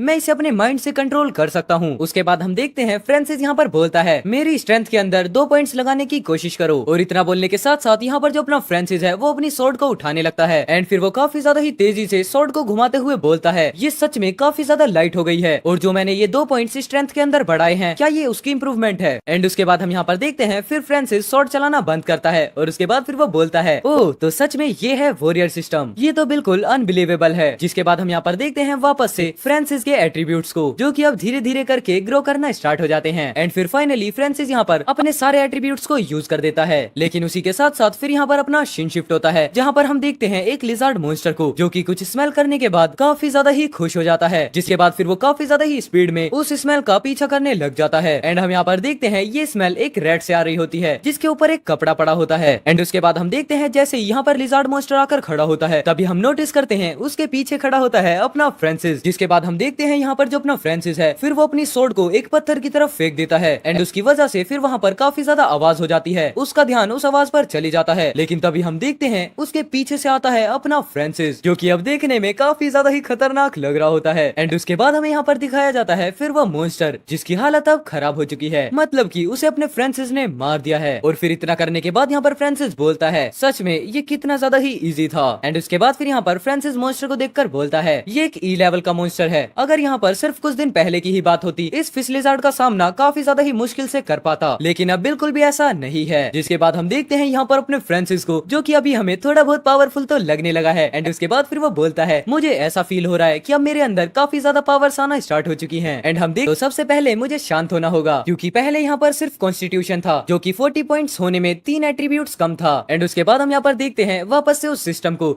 जिसके अंदर अपना फ्रांसिस अब कॉन्स्टिट्यूशन को बढ़ाने वाला है। और उसी के साथ साथ फिर वो बोलता है मैं यहाँ पर जल्दी से जल्दी एक इंटरमीडिएट स्टार फॉलन वॉरियर बनना चाहता हूँ। और उसके बाद हम यहाँ पर देखते हैं फ्रांसिस ने कॉन्स्टिट्यूशन के अंदर एट्रीब्यूट्स पॉइंट्स को बढ़ा दिया होता है। एंड हम देखते हैं उसके बाद यहाँ पर फ्रांसिस वापस से बोलता है हालांकि मैंने यहाँ पर सिर्फ कॉन्स्टिट्यूशन के अंदर 3 एट्रीब्यूट्स पॉइंट्स ही बढ़ाए हैं, जो की एक तरीके से इंटरमीडिएट स्टार फॉलन वॉरियर बनने के लिए एक बहुत बड़ा ब्रेक थ्रू है। लेकिन अब मुझे यहाँ पर ये लगता है कि जितनी भी मेरी स्ट्रेंथ थी अब उसका 50% और भी ज्यादा बढ़ गया है। और हम देखते हैं यहाँ पर अपने फ्रांसिस को, जो कि वापस से अपनी सोर्ड को पकड़ते हुए एक काफी ज्यादा ही ओपी वाला लुक बनाता है। लेकिन उसके बाद फिर वो यहाँ पर वापस से बोलता है यहाँ पर स्टार फॉलन वॉरियर से भी ज्यादा सुपीरियर होते हैं और वो होते हैं स्टार फॉलन वॉरलॉर्ड्स। एंड इतना बोलने के साथ ही वो यहाँ पर अपनी सोर्ड को पकड़ता है और उसके बाद आगे बढ़ते हुए वो बोलता है जब तक अब मैं यहाँ पर काफी ज्यादा स्ट्रॉन्ग हूँ तब तक कोई भी मुझे मेरे फादर को बचाने से नहीं रोक सकता। और हम देखते हैं वो वापस से सोर्ड को नीचे करते हुए बोलता है तो चलो अब है हंट टाइम। एंड वेल इसी के साथ यहाँ पर ये वाला एपिसोड खत्म होता है। आई होप आपको एपिसोड काफी ज्यादा बढ़िया लगा होगा। अगर बढ़िया लगा है तो प्लीज वीडियो को लाइक कर देना, चैनल पर नए हो तो चैनल को सब्सक्राइब कर देना एंड अपने दोस्तों के साथ वीडियो को शेयर करना मत भूलना। एंड अब बिना किसी दिक्कत के जल्दी से बढ़ जाते हैं अपने मांगा की तरफ। सो वेल एपिसोड की स्टार्टिंग में हम यहाँ पर देखते हैं अपने फ्रांसिस को, बट उसके पीछे यहाँ पर काफी ज्यादा ही लिज़ार्ड मॉन्स्टर्स पड़े होते हैं जिनको काफी ज्यादा ही ब्रूटली मारा गया होगा। और उसी के साथ साथ यहाँ पर अपना फ्रांसिस बोलता है जितने भी यहाँ पर फिश लिज़ार्ड मॉन्स्टर्स थे उनके मटेरियल को अगर इकट्ठा करके देखा जाए तो वो पूरे 5000 में तो बिक ही सकते हैं। एंड उसके बाद फिर यहाँ पर वो धीरे धीरे आगे बढ़ते हुए बोलता है अनफॉर्चुनेटली मैं इतना ज्यादा सामान नहीं ले जा सकता और बस मैं यहाँ पर सिर्फ कुछ दांत और थोड़ी सी चमड़ी के टुकड़े ले जा पाऊंगा। जिसके बाद हम देखते हैं वो धीरे धीरे आगे बढ़ रहा होता है, बट अचानक से ही वो अपनी सोर्ड को पकड़ कर बोलता है चलो अब ये करते हैं। एंड इतना बोलने के साथ ही वो यहाँ पर अपनी सोर्ड को दीवार से रगड़ने लगता है, जिस वजह से वहाँ पर काफी ज्यादा साउंड होती है। एंड इस साउंड को सुनने के बाद काफी ज्यादा ही मॉन्स्टर्स यहाँ पर आ जाते हैं, जो कि धीरे धीरे कर बिल्कुल पागलों की तरह अपने फ्रांसिस पर अटैक करने के लिए आगे बढ़ने लगते हैं। लेकिन हम यहाँ पर देखते हैं इन्हें देखने के बाद अपना फ्रांसिस बिल्कुल भी नहीं घबराता, बल्कि वो पीछे मुड़कर काफी ज्यादा स्माइल करते हुए बोलता है फिश लिज़ार्ड मॉन्स्टर्स यहाँ पर काफी ज्यादा जल्दी आती हैं। भले ही वो यहाँ पर ठीक से नहीं देख सकती, लेकिन उनके सुनने की शक्ति काफी ज्यादा तेज है। एंड उसके तुरंत बाद हम यहाँ पर देखते हैं 2 फिश लिज़ार्ड मॉन्स्टर्स अपनी जीभ से फ्रांसिस पर काफी ज्यादा ही पावरफुल अटैक कर देती हैं। लेकिन हम देखते हैं यहाँ पर फ्रांसिस काफी ज्यादा ही स्पीड में आगे बढ़ते हुए उन दोनों फिश लिज़ार्ड मॉन्स्टर पर एक साथ अटैक करता है। जिसके बाद हम यहाँ पर देखते हैं वो इन दोनों के ऊपर सिर्फ एक सिंगल स्लाइस लगाता है और उसी की वजह से यहाँ पर उन दोनों के हिस्से धड़ से अलग हो जाते हैं। जिसके बाद हम देखते हैं यहाँ पर अपने फ्रांसिस को, एंड उसको देखने पर ही यहाँ पता चल रहा है कि वो अब इन सब चीजों से बिल्कुल भी नहीं घबराता। एंड उसके बाद जैसे ही यहाँ पर सारे फिश लिज़ार्ड मॉन्स्टर मारे जाते हैं वो आगे बढ़ते हुए बोलता है चलो फिर अब शुरुआत करते हैं और इन्हें तोड़ते हैं। और इतना बोलने के साथ ही फिर यहाँ पर हम देखते हैं अपना फ्रांसिस बोलता है ये आज के दिन की 16th और 17th फिश लिज़ार्ड मॉन्स्टर थे जो कि आज मैंने मारे हैं। और उसके बाद हम देखते हैं यहाँ पर फ्रांसिस फिर बताने लगता है मैंने फिश लिज़ार्ड मॉन्स्टर्स को छुपकर मारने से स्टार्ट किया था, लेकिन अब मैं स्टार फॉलन स्वॉर्ड की मदद से 2 फिश लिज़ार्ड मॉन्स्टर्स को काफी इजीली मार सकता हूँ। और साथ ही साथ मैं यहाँ पर इंटरमीडिएट स्टार फॉलन वॉरियर से काफी ज्यादा ऊपर आ चुका हूँ। एंड हम यहाँ पर देखते हैं उसी के साथ साथ अपना फ्रांसिस फिश लिज़ार्ड मॉन्स्टर्स को डिसमेंटल करना स्टार्ट कर देता है। जिसके बाद हम देखते हैं अचानक से ही यहाँ पर सिस्टम अपीयर होता है और उसके बाद फिर वो बोलता है तुमने 2 फिश लिज़ार्ड मॉन्स्टर्स को मारा है जिस वजह से तुम्हें 2 एट्रीब्यूट पॉइंट मिलते हैं। जिसके बाद यहाँ पर इतनी बात सुनने के बाद फ्रांसिस यहाँ पर बताता है मैंने यहाँ पर ये एक्सपेक्ट किया था कि मैं 50 फिश लिज़ार्ड मॉन्स्टर्स को मारूंगा जिसकी वजह से मुझे 150 एट्रीब्यूट्स पॉइंट मिलेंगे। लेकिन फिर उसके बाद यहाँ पर हम फ्रांसिस के स्टड्स को देखते हैं जिनमें ज्यादा डिफरेंस तो नहीं होता, बट उसके बाद यहाँ पर एट्रीब्यूट्स पॉइंट्स को अगर देखें तो उसके एट्रीब्यूट्स पॉइंट सिर्फ 8 हुए होते हैं, जिन्हें देखने के बाद फिर यहाँ पर अपना फ्रांसिस बोलने लगता है हालांकि इंटरमीडिएट स्टार फॉलन वॉरियर बनने के बाद मैं यहाँ पर फिश लिजार्ड मॉन्स्टर्स को मारने के बाद सिर्फ एक ही एट्रीब्यूट्स पॉइंट ले सकता हूँ। और हम यहाँ पर देखते हैं ये सब कुछ बोलते हुए बेचारा अपना फ्रांसिस काफी ज्यादा परेशानी में होता है। और उसके बाद फिर ये बोलता है मैं तो काफी ज्यादा सीधा साधा हूँ। और उसी के बाद यहाँ पर वो वापस से कंटिन्यू करता है, मुझे पहले 3 एट्रीब्यूट्स पॉइंट मिले थे, क्या वो मुझे इस वजह से मिले थे क्योंकि जब मैंने अपने से ज्यादा ताकतवर मॉन्स्टर्स को मारा था। और उसके बाद हम देखते हैं इतना बोलने के साथ साथ अपना फ्रांसिस आगे बढ़ने लगता है, जिसके बाद फिर वो वापस से बोलता है हालांकि मैं अभी यहाँ पर सीनियर लेवल तक तो नहीं पहुँच सकता, लेकिन मेरे पास अभी जो कुछ भी है उससे मिस मूरे को यहाँ से निकालने में मेरी काफी ज्यादा हेल्प होगी। एंड इतना बोलने के साथ ही फिर यहाँ पर फ्रांसिस सोचने लगता है कि आखिरकार उसका लेवल कैसे अप होगा, जिसके साथ साथ फिर वो बोलता है शायद से ये तब होगा जब मेरे से कोई हायर लेवल मॉन्स्टर्स टकराएगा। एंड हम देखते हैं यहाँ पर ये सब कुछ सोचते हुए फ्रांसिस जा ही रहा होता है, लेकिन तभी उसके पैर के नीचे वाटर आता है, मतलब पानी, जिसे देखने के बाद यहाँ पर फ्रांसिस शॉक होता है और बोलता है क्या आखिरकार यहाँ पर पानी कैसे आया। और इतना बोलने के साथ ही फिर यहाँ पर फ्रांसिस एक पत्थर का कवर लेते हुए सामने की तरफ देखने लगता है, जहाँ पर वो देखता है एक और नए टाइप के मॉन्स्टर को। और उसे देखने के बाद यहाँ पर फ्रांसिस बताता है ये तो म्यूटेंट क्रीचर है। एंड यहाँ पर इतना बोलने के साथ ही फिर हमें यहाँ पर उस मॉन्स्टर के बारे में बताया जाता है। एंड फिर इस मॉन्स्टर के बारे में हमें इंट्रोडक्शन देते हुए बताया जाता है ये 2 हेडेड क्रोक है, मतलब कि 2 मुंह वाला मगरमच्छ। और ये एक तरीके से ई लेवल मॉन्स्टर ही होता है, जो कि बस थोड़ा सा चेंज है। जिसे देखने के बाद यहाँ पर फ्रांसिस थोड़ा सा शॉक होता है और वापस से बोलता है क्या 2 हेडेड क्रोक, ये तो एक म्यूटेंट मॉन्स्टर है ना, जो कि 2 तरीके के मॉन्स्टर से मिलकर बना हुआ है, जिसकी वजह से जो इसकी लड़ने की पावर है वो काफी ज्यादा बढ़ गई है और उसी के साथ साथ खतरा भी काफी ज्यादा बढ़ गया है। एंड हम यहाँ पर देखते हैं इतना बोलते हुए फ्रांसिस यहाँ पर काफी ज्यादा घबरा रहा होता है। और हम यहाँ पर देखते हैं उसके बाद काफी सारे और मॉन्स्टर्स को, बोले तो फिश लिजार्ड मॉन्स्टर, जहाँ पर अचानक से ही इस क्रोक की नजर उन सभी मॉन्स्टर्स पर पड़ जाती है और फिर वो अपने 2 सर की मदद से डायरेक्टली ही उन पर अटैक कर देता है। जहाँ पर हम देख सकते हैं फिश लिजार्ड मॉन्स्टर्स भी इन अटैक को अपनी तरफ आते हुए देख काफी ज्यादा घबरा जाते हैं, लेकिन हम देखते हैं उसके बाद इन्हें जरा सा भी सोचने का मौका नहीं मिलता और 2 हेडेड क्रोक काफी ज्यादा ही इजीली इन पर अटैक कर देती है। और अटैक करने के बाद यहाँ पर डायरेक्ट इन्हें अपनी तरफ खींचने भी लगती है, जिसके बाद यहाँ पर 2 हेडेड क्रोक की तो एकदम पार्टी हो जाती है। लेकिन यहाँ पर ये सब कुछ देखते हुए फ्रांसिस और भी ज्यादा घबरा जाता है और बोलता है क्या इसने 3 फिश लिजार्ड मॉन्स्टर्स को एक साथ मार दिया, तो इसका मतलब ये है कि इस मॉन्स्टर को मारने के लिए हमें एक सीनियर स्टार फॉलन वॉरियर की जरूरत पड़ेगी। और इतना सोचने के साथ ही फिर यहाँ पर फ्रांसिस आगे की तरफ भागते हुए बोलता है यहाँ पर खड़े रहना काफी ज्यादा ही बेकार है, तो जल्दी से यहाँ से निकलना होगा। जिसके बाद हम देखते हैं थोड़ी देर बाद यहाँ पर अपना सीन शिफ्ट होता है, जहाँ पर हम देख पाते हैं अपने फ्रांसिस को, जो कि मिस मोरे के पास आकर बैठ जाता है। और उसके बाद फिर वो बोलता है फॉर्चुनेटली यहाँ पर काफी ज्यादा बढ़िया बात ये है कि जो मिस मोरे के ऊपर उन्होंने चारा डाला हुआ था वो एकदम खत्म होने वाला है। जिसके बाद हम यहाँ पर देखते हैं वापस से अपना फ्रांसिस पोशन को एक कपड़े के ऊपर डालते हुए बोलता है लेकिन यहाँ पर मिस मोरे को काफी ज्यादा ही चोट लगी हुई है और इनके पावर के बिना मैं यहाँ पर उस मॉन्स्टर से बिल्कुल भी नहीं लड़ पाऊंगा। जिसके बाद हम देखते हैं यहाँ पर फ्रांसिस मिस मोरे के घाव को ठीक करने के लिए आगे बढ़ते हुए बोलता है बाहर निकलने का सिर्फ एक ही रास्ता है, जो कि एक तरीके से उस ई लेवल मॉन्स्टर के रहने वाली जगह के बिल्कुल काफी ज्यादा ही क्लोज है। और अगर मैं यहाँ पर काफी ज्यादा ही घूमते हुए बाहर का रास्ता ढूंढने जाऊंगा तो शायद से मैं हरमन से टकरा जाऊंगा। एंड हम यहाँ पर देखते हैं इतना बोलने के साथ साथ जो फ्रांसिस होता है वो मिस मोरे के घाव पर उस पोशन को लगाने लगता है, मतलब उससे चोट को साफ करने लगता है। और उसके बाद यहाँ पर फ्रांसिस बोलता है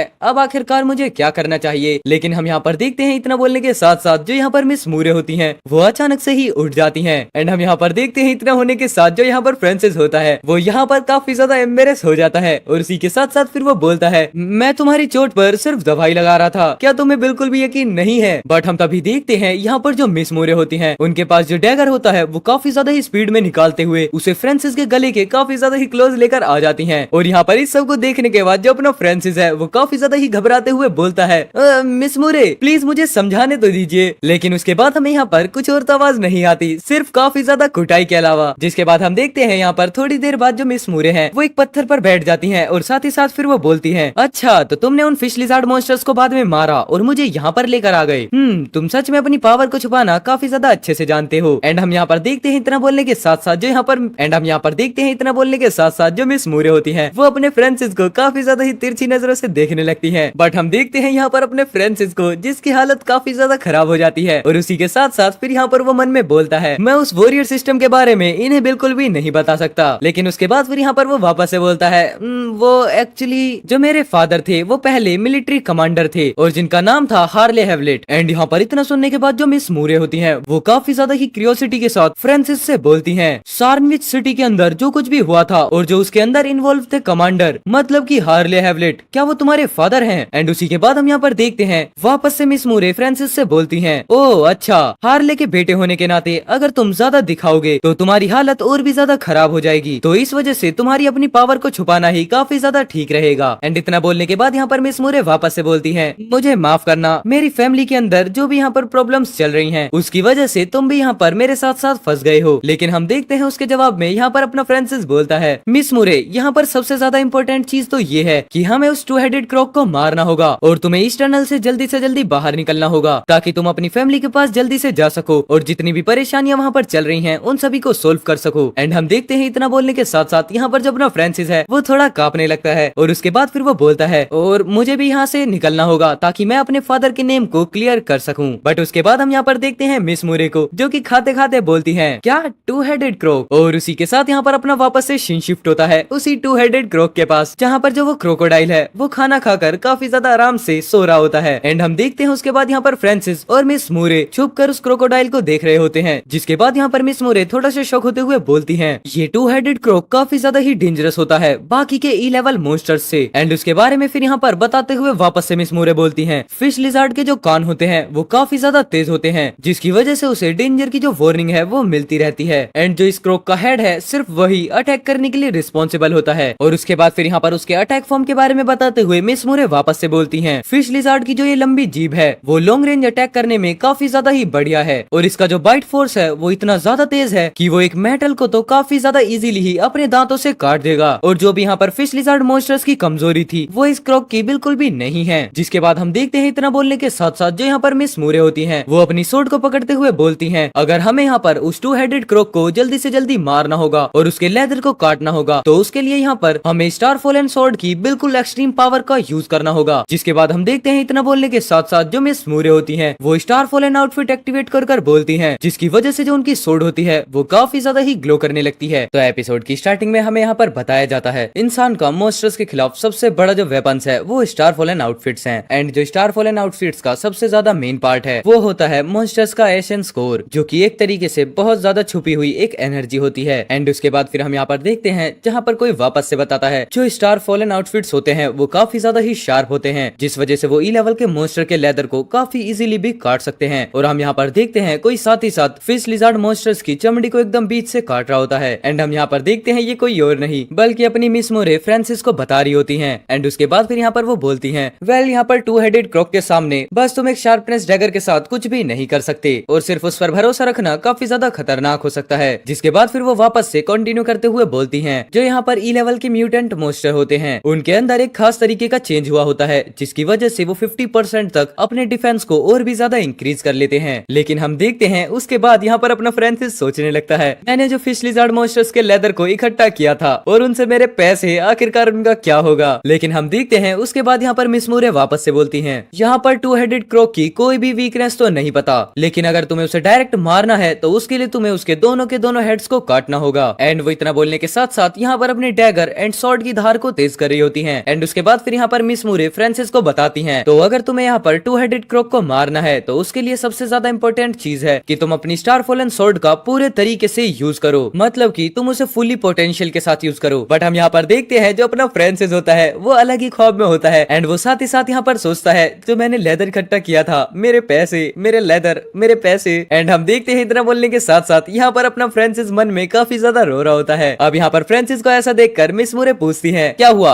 आखिर कोई प्रॉब्लम है क्या? जिसके जवाब में यहाँ पर अपना फ्रांसिस बोलता है, नहीं ऐसा तो कुछ भी नहीं है। लेकिन हम उसके बाद देखते हैं यहाँ पर जो अपना फ्रांसिस है वो थोड़ा शौक होते हुए मिस मूरे से बोलता है, मिस मूरे आपके पास जो ये डैगर है आखिरकार आपको वो कहाँ से मिला? क्योंकि ये दिखने में सच में काफी ज्यादा एक्सपेंसिव है और जब मैं आपके घाव को ठीक कर रहा था तो वहाँ तो कुछ भी नहीं था। लेकिन हम देखते हैं इतना सुनने के बाद जो यहाँ पर मिस मूरे होती हैं वो एकदम से लाल हो जाती हैं, मतलब कि काफी ज्यादा एम्बेरस हो जाती हैं। और उसके बाद हमें यहाँ पर दिखता है कुछ और नहीं बस स्लैब ही स्लैब। जिसके थोड़ी देर बाद हम देखते हैं यहाँ पर मिस मूरे फ्रांसिस से बोलती हैं, मुझे सच में इस बात पर बिल्कुल भी बिलीव नहीं हो रहा कि हम इतने बड़े डेंजर में हैं और तुम यहाँ पर ये सब कुछ सोच रहे हो। और अगर तुम्हें यहाँ पर टू हेडेड क्रॉक को हराना है तो उसके लिए तुम्हें स्टार फॉलन स्वॉर्ड चलाना सीखना होगा। जिसके बाद हम देखते हैं यहाँ पर अपने फ्रांसिस की हालत, जो कि मिस मूरे से बोलता है, मुझे माफ कर देना, मैं गलत था। लेकिन उसके बाद हम यहाँ पर देखते हैं जो मिस मूरे होती हैं वो फिश लिजार्ड मॉन्स्टर के लेदर को उठाते हुए बोलती हैं, चलो ठीक है मैं तुम्हें दिखाती हूँ कि स्टार फॉलन आउटफिट की असली ताकत क्या होती है। ये जो यहाँ पर तुमने काफी ज्यादा लेदर को इकट्ठा किया है इससे इसका मतलब ये मानो कि ये काफी ज्यादा डिफेंसिव है, बट फिर भी मैं यहाँ पर अपने स्टार फॉलन डैगर से अपनी पूरी ताकत लगाते हुए इन्हें बीच से ही काट दूंगी। जिसके बाद हम देखते हैं यहाँ पर जो मिस मूरे होती हैं वो सामने बैठते हुए अपने डैगर को फुल पोटेंशियल के साथ यूज करने के लिए एकदम से बैठ जाती हैं और उसके बाद फिर वो थोड़ा सा ध्यान लगाते हुए अचानक से ही फिश लिजार्ड मॉन्स्टर्स के लेदर पर बीच में अटैक करती हैं। एंड हम देखते हैं ये अटैक सच में काफी ज्यादा पावरफुल होता है, जिस वजह से जो फिश लिजार्ड मॉन्स्टर के लेदर होते हैं वो बिल्कुल बीच से कट जाते हैं। लेकिन जो मिस मूरे हैं वो यहीं पर नहीं रुकती और उसके बाद फिर वो लगातार वहाँ पर कुछ और छोटे छोटे टुकड़े उससे कर देती है। जिसके बाद हम देखते हैं यहाँ पर अपने फ्रांसिस को, जो कि ये सब कुछ देखकर काफी ज्यादा शॉक हो जाता है और उसी के साथ साथ फिर वो बोलता है, इतना आसानी से? मुझे तो ये लग रहा है कि इन्होंने तो ज्यादा ताकत भी यहाँ पर नहीं लगाई थी। बट हम देखते हैं उसके बाद यहाँ पर मिस मूरे बताने लगती हैं, ये है स्टार फॉलन आउटफिट की पूरी रियल स्ट्रेंथ। पहले यहाँ पर ई लेवल के मॉन्स्टर्स के एसेंस स्कोर को इकट्ठा करना होता है एंड उसके बाद फिर यहाँ पर अपनी स्वॉर्ड जब शाइन करेगी तो इसका मतलब ये है कि अपनी स्वॉर्ड की जो धार है वो कई ज्यादा गुना बढ़ जाएगी। लेकिन उसके बाद हम यहाँ पर देखते हैं इस चीज में काफी ज्यादा स्ट्रेंथ यूज होती है, जिस वजह से जो अपनी मिस मूरे हैं वो इस अटैक को सिर्फ एक बार करने से ही काफी ज्यादा थक जाती हैं। और उसके बाद फिर यहाँ पर वो बताती हैं, अनफॉर्चुनेटली ये जो स्ट्रेंथ बढ़ाने वाली पावर है ये ज्यादा देर तक नहीं रहेगी, क्योंकि जो मॉन्स्टराइजेशन स्कोर होता है वो थोड़ी देर बाद कम्प्लीटली टूट जाता है। एंड उसके बाद फिर हम यहाँ पर देखते हैं उस डैगर में से मॉन्स्टराइजेशन स्कोर टूटना स्टार्ट कर जाता है और उसी के साथ साथ फिर यहाँ पर मिस मूरे फ्रांसिस को देखते हुए बोलती हैं, इस चीज में कोई भी हैरानी नहीं है कि तुमने स्टार फॉलन सोर्ड को एक्सपेरिमेंट कभी किया ही नहीं है, क्योंकि ये एक ऐसा मूव है जो कि तुम्हें जब यूज करना चाहिए जब यहाँ पर कुछ दाव पर लगा हो। जिसके बाद जो अपनी मिस मूरे हैं फिर वो फ्रांसिस से दोबारा बोलती हैं, मैंने यहाँ पर स्टार फॉलन सोर्ड का यूज इसलिए नहीं किया क्योंकि मुझे यहाँ पर काफी ज्यादा चोट लगी हुई है और अगर मैं उस आउटफिट को यहाँ पर यूज करती हूँ तो उसके बाद जो मुझे झटका लगेगा वो सच में बिल्कुल मैं नहीं सह पाऊंगी। तो इसलिए अब ये सब कुछ तुम्हें ही सीखना होगा कि आखिरकार आउटफिट कैसे स्टार्ट करते हैं। लेकिन हम देखते हैं इतना सुनने के बाद जो अपना फ्रांसिस है वो थोड़ा शॉक होते हुए बोलता है, क्या?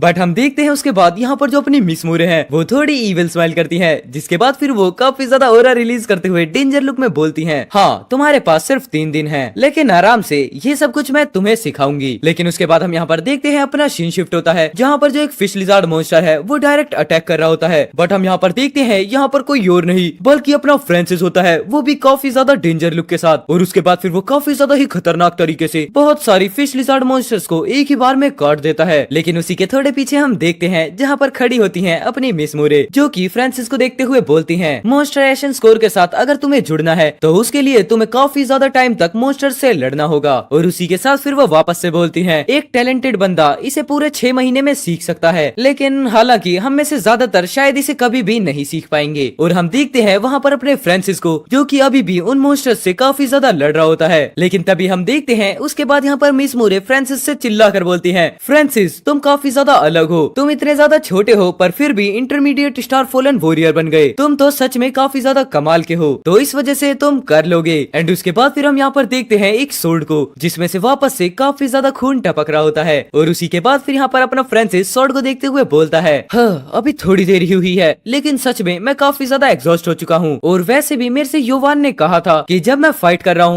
तो उस वजह से रेजोनेंस को समझना काफी ज्यादा इजी हो जाएगा, लेकिन मैंने तो यहाँ पर रेजोनेंस के बारे में कुछ भी फील नहीं किया। बट उसके बाद हम यहाँ पर देखते हैं अपने मिस मूरे को, जो कि काफी ज्यादा जोर से खांसने लगती है। एंड उसके बाद फिर वो बोलती है, आखिरकार किसने मेरा नाम लिया। एंड उसी के साथ साथ फिर यहाँ पर वो फ्रांसिस को देखते हुए बोलती है, तुमने यहाँ पर कई सारे फिश लिजार्ड मॉन्स्टर्स को मारा है लेकिन फिर भी तुम अभी तक रेजोनेंस तक नहीं पहुँच पाए हो, क्या ये सच में तुम हो? एंड उसके बाद हम देखते हैं इतना सोचते ही यहाँ पर मिस मूरे वापस से बोलती हैं, हालांकि मुझे स्टार फॉलन सोर्ड को सीखने में 2 दिन लग गए, वो भी जब मैं पैदा होते ही सोर्ड को चलाना सीख गई थी उसके बावजूद भी। लेकिन अब तो हमारे पास यहाँ पर सिर्फ 3 ही दिन है, क्योंकि अगर मैं यहाँ पर 3 दिन के अंदर अपनी फैमिली की सेरेमनी में नहीं पहुंची तो सच में काफी ज्यादा बुरा होगा। लेकिन हम देखते हैं उसी के साथ साथ यहाँ पर अपने फ्रांसिस को, जिसका लुक अब थोड़ा देखने में काफी ज्यादा चेंज लग रहा होता है और उसके अंदर से भी यहाँ पर थोड़ा बहुत ओरा निकलना स्टार्ट होता है। लेकिन उसी के साथ साथ यहाँ पर मिस मूरे बोलती है, और इस चीज में तुम्हारे फादर भी होंगे। लेकिन हम देखते हैं उसके बाद यहाँ पर इतना सोचने के बाद मिस मूरे आगे बढ़ते हुए फ्रांसिस से बोलती है, मुझे माफ करना फ्रांसिस, क्योंकि अभी तक मैं सिर्फ तुम्हारे ही भरोसे हूँ, सिर्फ तुम्हारे। लेकिन तभी हम देखते हैं यहाँ पर जो अपना फ्रांसिस खड़ा होता है, अचानक से ही उसके सामने स्क्रीन अपीयर होना स्टार्ट होती है, जिसमें उसे बताया जाता है यहाँ पर ई लेवल स्टार फॉलन आउटफिट्स को स्टार्ट करने के लिए एक कंडीशन है कि जब यहाँ पर होस्ट एक इंटरमीडिएट स्टार फॉलन वॉरियर बन जाए तो उसके पास कम से कम 10 बिना यूज हुए एट्रीब्यूट पॉइंट होने ही चाहिए। जिसके बाद हम देखते हैं यहाँ पर जो अपना फ्रांसिस है वो थोड़ा शॉक होते हुए बोलता है, स्टार फॉलन स्वॉर्ड एक्टिवेट करें? तो क्या इसका मतलब ये है कि एट्रीब्यूट पॉइंट्स का यूज करने से मैं डायरेक्ट स्टार फॉलन स्वॉर्ड के अंदर जो मौजूद मॉन्स्टर एशियन स्कोर है उसके साथ जुड़ सकता हूँ। एंड इतना सोचने के बाद फिर यहाँ पर फ्रांसिस बोलता है आखिरकार ये सब कुछ मुझे पहले क्यों नहीं पता चलता। लेकिन उसके बाद हम देखते हैं यहाँ पर अपना फ्रांसिस सिस्टम को देखते हुए बोलता है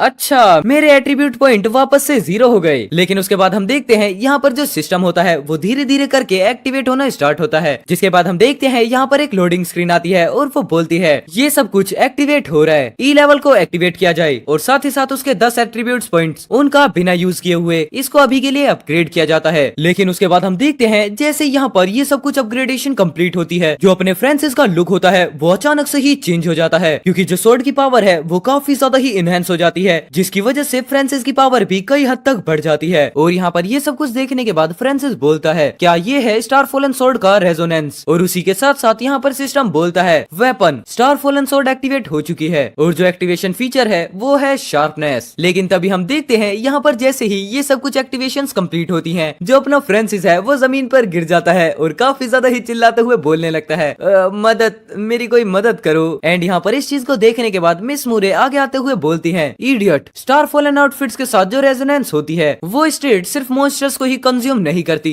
बल्कि वो यूजर के लिए भी काफी ज्यादा ओवरलोडेड होती है। एंड उसके बाद हम देखते हैं यहाँ पर जो मिस मूरे होती हैं वो एक पोशन को निकालते हुए बोलती हैं तुम्हें तो इस चीज के बिल्कुल बेसिक्स भी नहीं पता और तुम यहाँ पर कूल बनने की कोशिश कर रहे हो। बट उसी के साथ साथ यहाँ पर वो मन में भी बोल रही होती हैं सच में मुझे ये बिल्कुल भी विश्वास नहीं हो रहा कि तुमने एक सोर्ड को निकाल लिया। जिसके बाद फिर वो काफी ज्यादा ब्लश करते हुए एंड स्माइल करते हुए बोलती हैं थैंक यू इडियट, मतलब कि मन में बोलती हैं। और उसी के साथ साथ फिर यहाँ पर अपना सीन शिफ्ट होता है उसी टू हेडेड क्रोक पर, जहाँ पर जो अपना फ्रांसिस है फिर वो अचानक से ही उस टू हेडेड क्रोक पर अटैक कर देता है और फिर वो साथ ही साथ काफी ज्यादा चिल्लाते हुए बोलता है मॉन्स्टर अब तुम मारे जाओगे। एंड वेल इसी सस्पेंस के साथ यहाँ पर ये वाला एपिसोड खत्म होता है। आई होप आपको एपिसोड काफी ज्यादा बढ़िया लगा होगा। अगर बढ़िया लगा है तो प्लीज वीडियो को लाइक कर देना, चैनल पर नए हो तो चैनल को सब्सक्राइब कर लेना क्योंकि हम काफी ज्यादा ही क्लोज हैं अपनी 15,000 की फैमिली को कंप्लीट करने के। सो प्लीज कंप्लीट करा दो और मैं मिलता हूँ आपसे शाम को एक और नए एपिसोड के साथ। तब तक के लिए take care, good bye and जय श्री राम सभी भाइयों को।